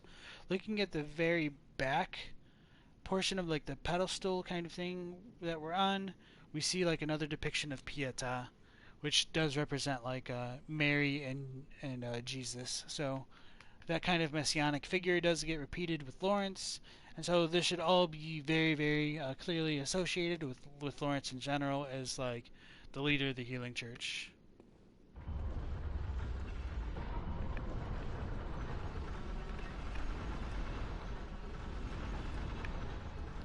So Tiger asks, why is Lawrence's skull the key item that starts his boss fight? I think that just ties into like the second to final line where it says, therefore he might seek it in Japanese, like for whatever reason he's lost his humanity, and so now that we have a skull, it more or less represents his humanity, and he wants to try and get it back, even though he never will. So I think that's what the general idea of it was supposed to be, and I suppose like it could have used like a little bit of tweaking to make that clearer, but I think it works for what it's trying to go for overall. So now that we're got that going back down, let's go ahead and look at that church cannon.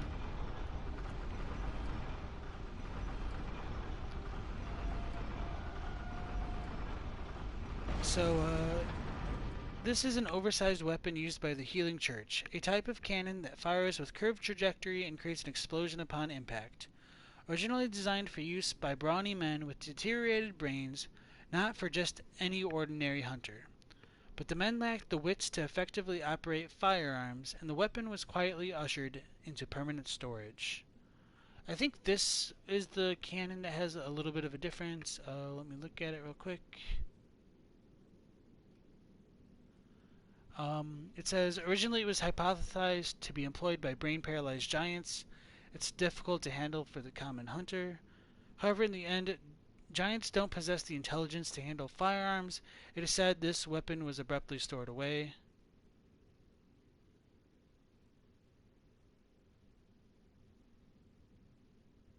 So yeah, that's a little bit of a difference right there in the final bit.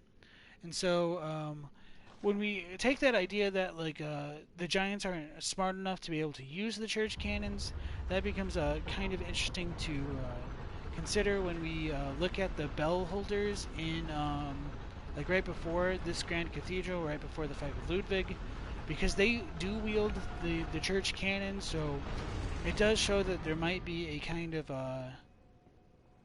effect of the church's experiments to make like the giants a little bit smarter, or at least smart enough to be able to use those cannons, which they normally shouldn't be able to do. So that is kind of cool to consider as well. So it's been a little bit over the 3 hours, which I do tend to want to do these streams for. Once again, I'd like to thank everybody for showing up over the course of the stream and adding comments and lurking and just supporting me in the various ways that you guys have continued to do so. We do go live every night at about 9 p.m. Eastern Standard Time for the duration of this lore run. I do go ahead and upload all of these streams onto YouTube once we're done with them, and so they won't be lost due to Twitch's kind of purging of old content. So if you want to get more information about that, you can always join the Discord where I do give out the live announcements. We talk more lore there and just general chit chat as well. So once again, thank everybody for stopping by, and have a good night.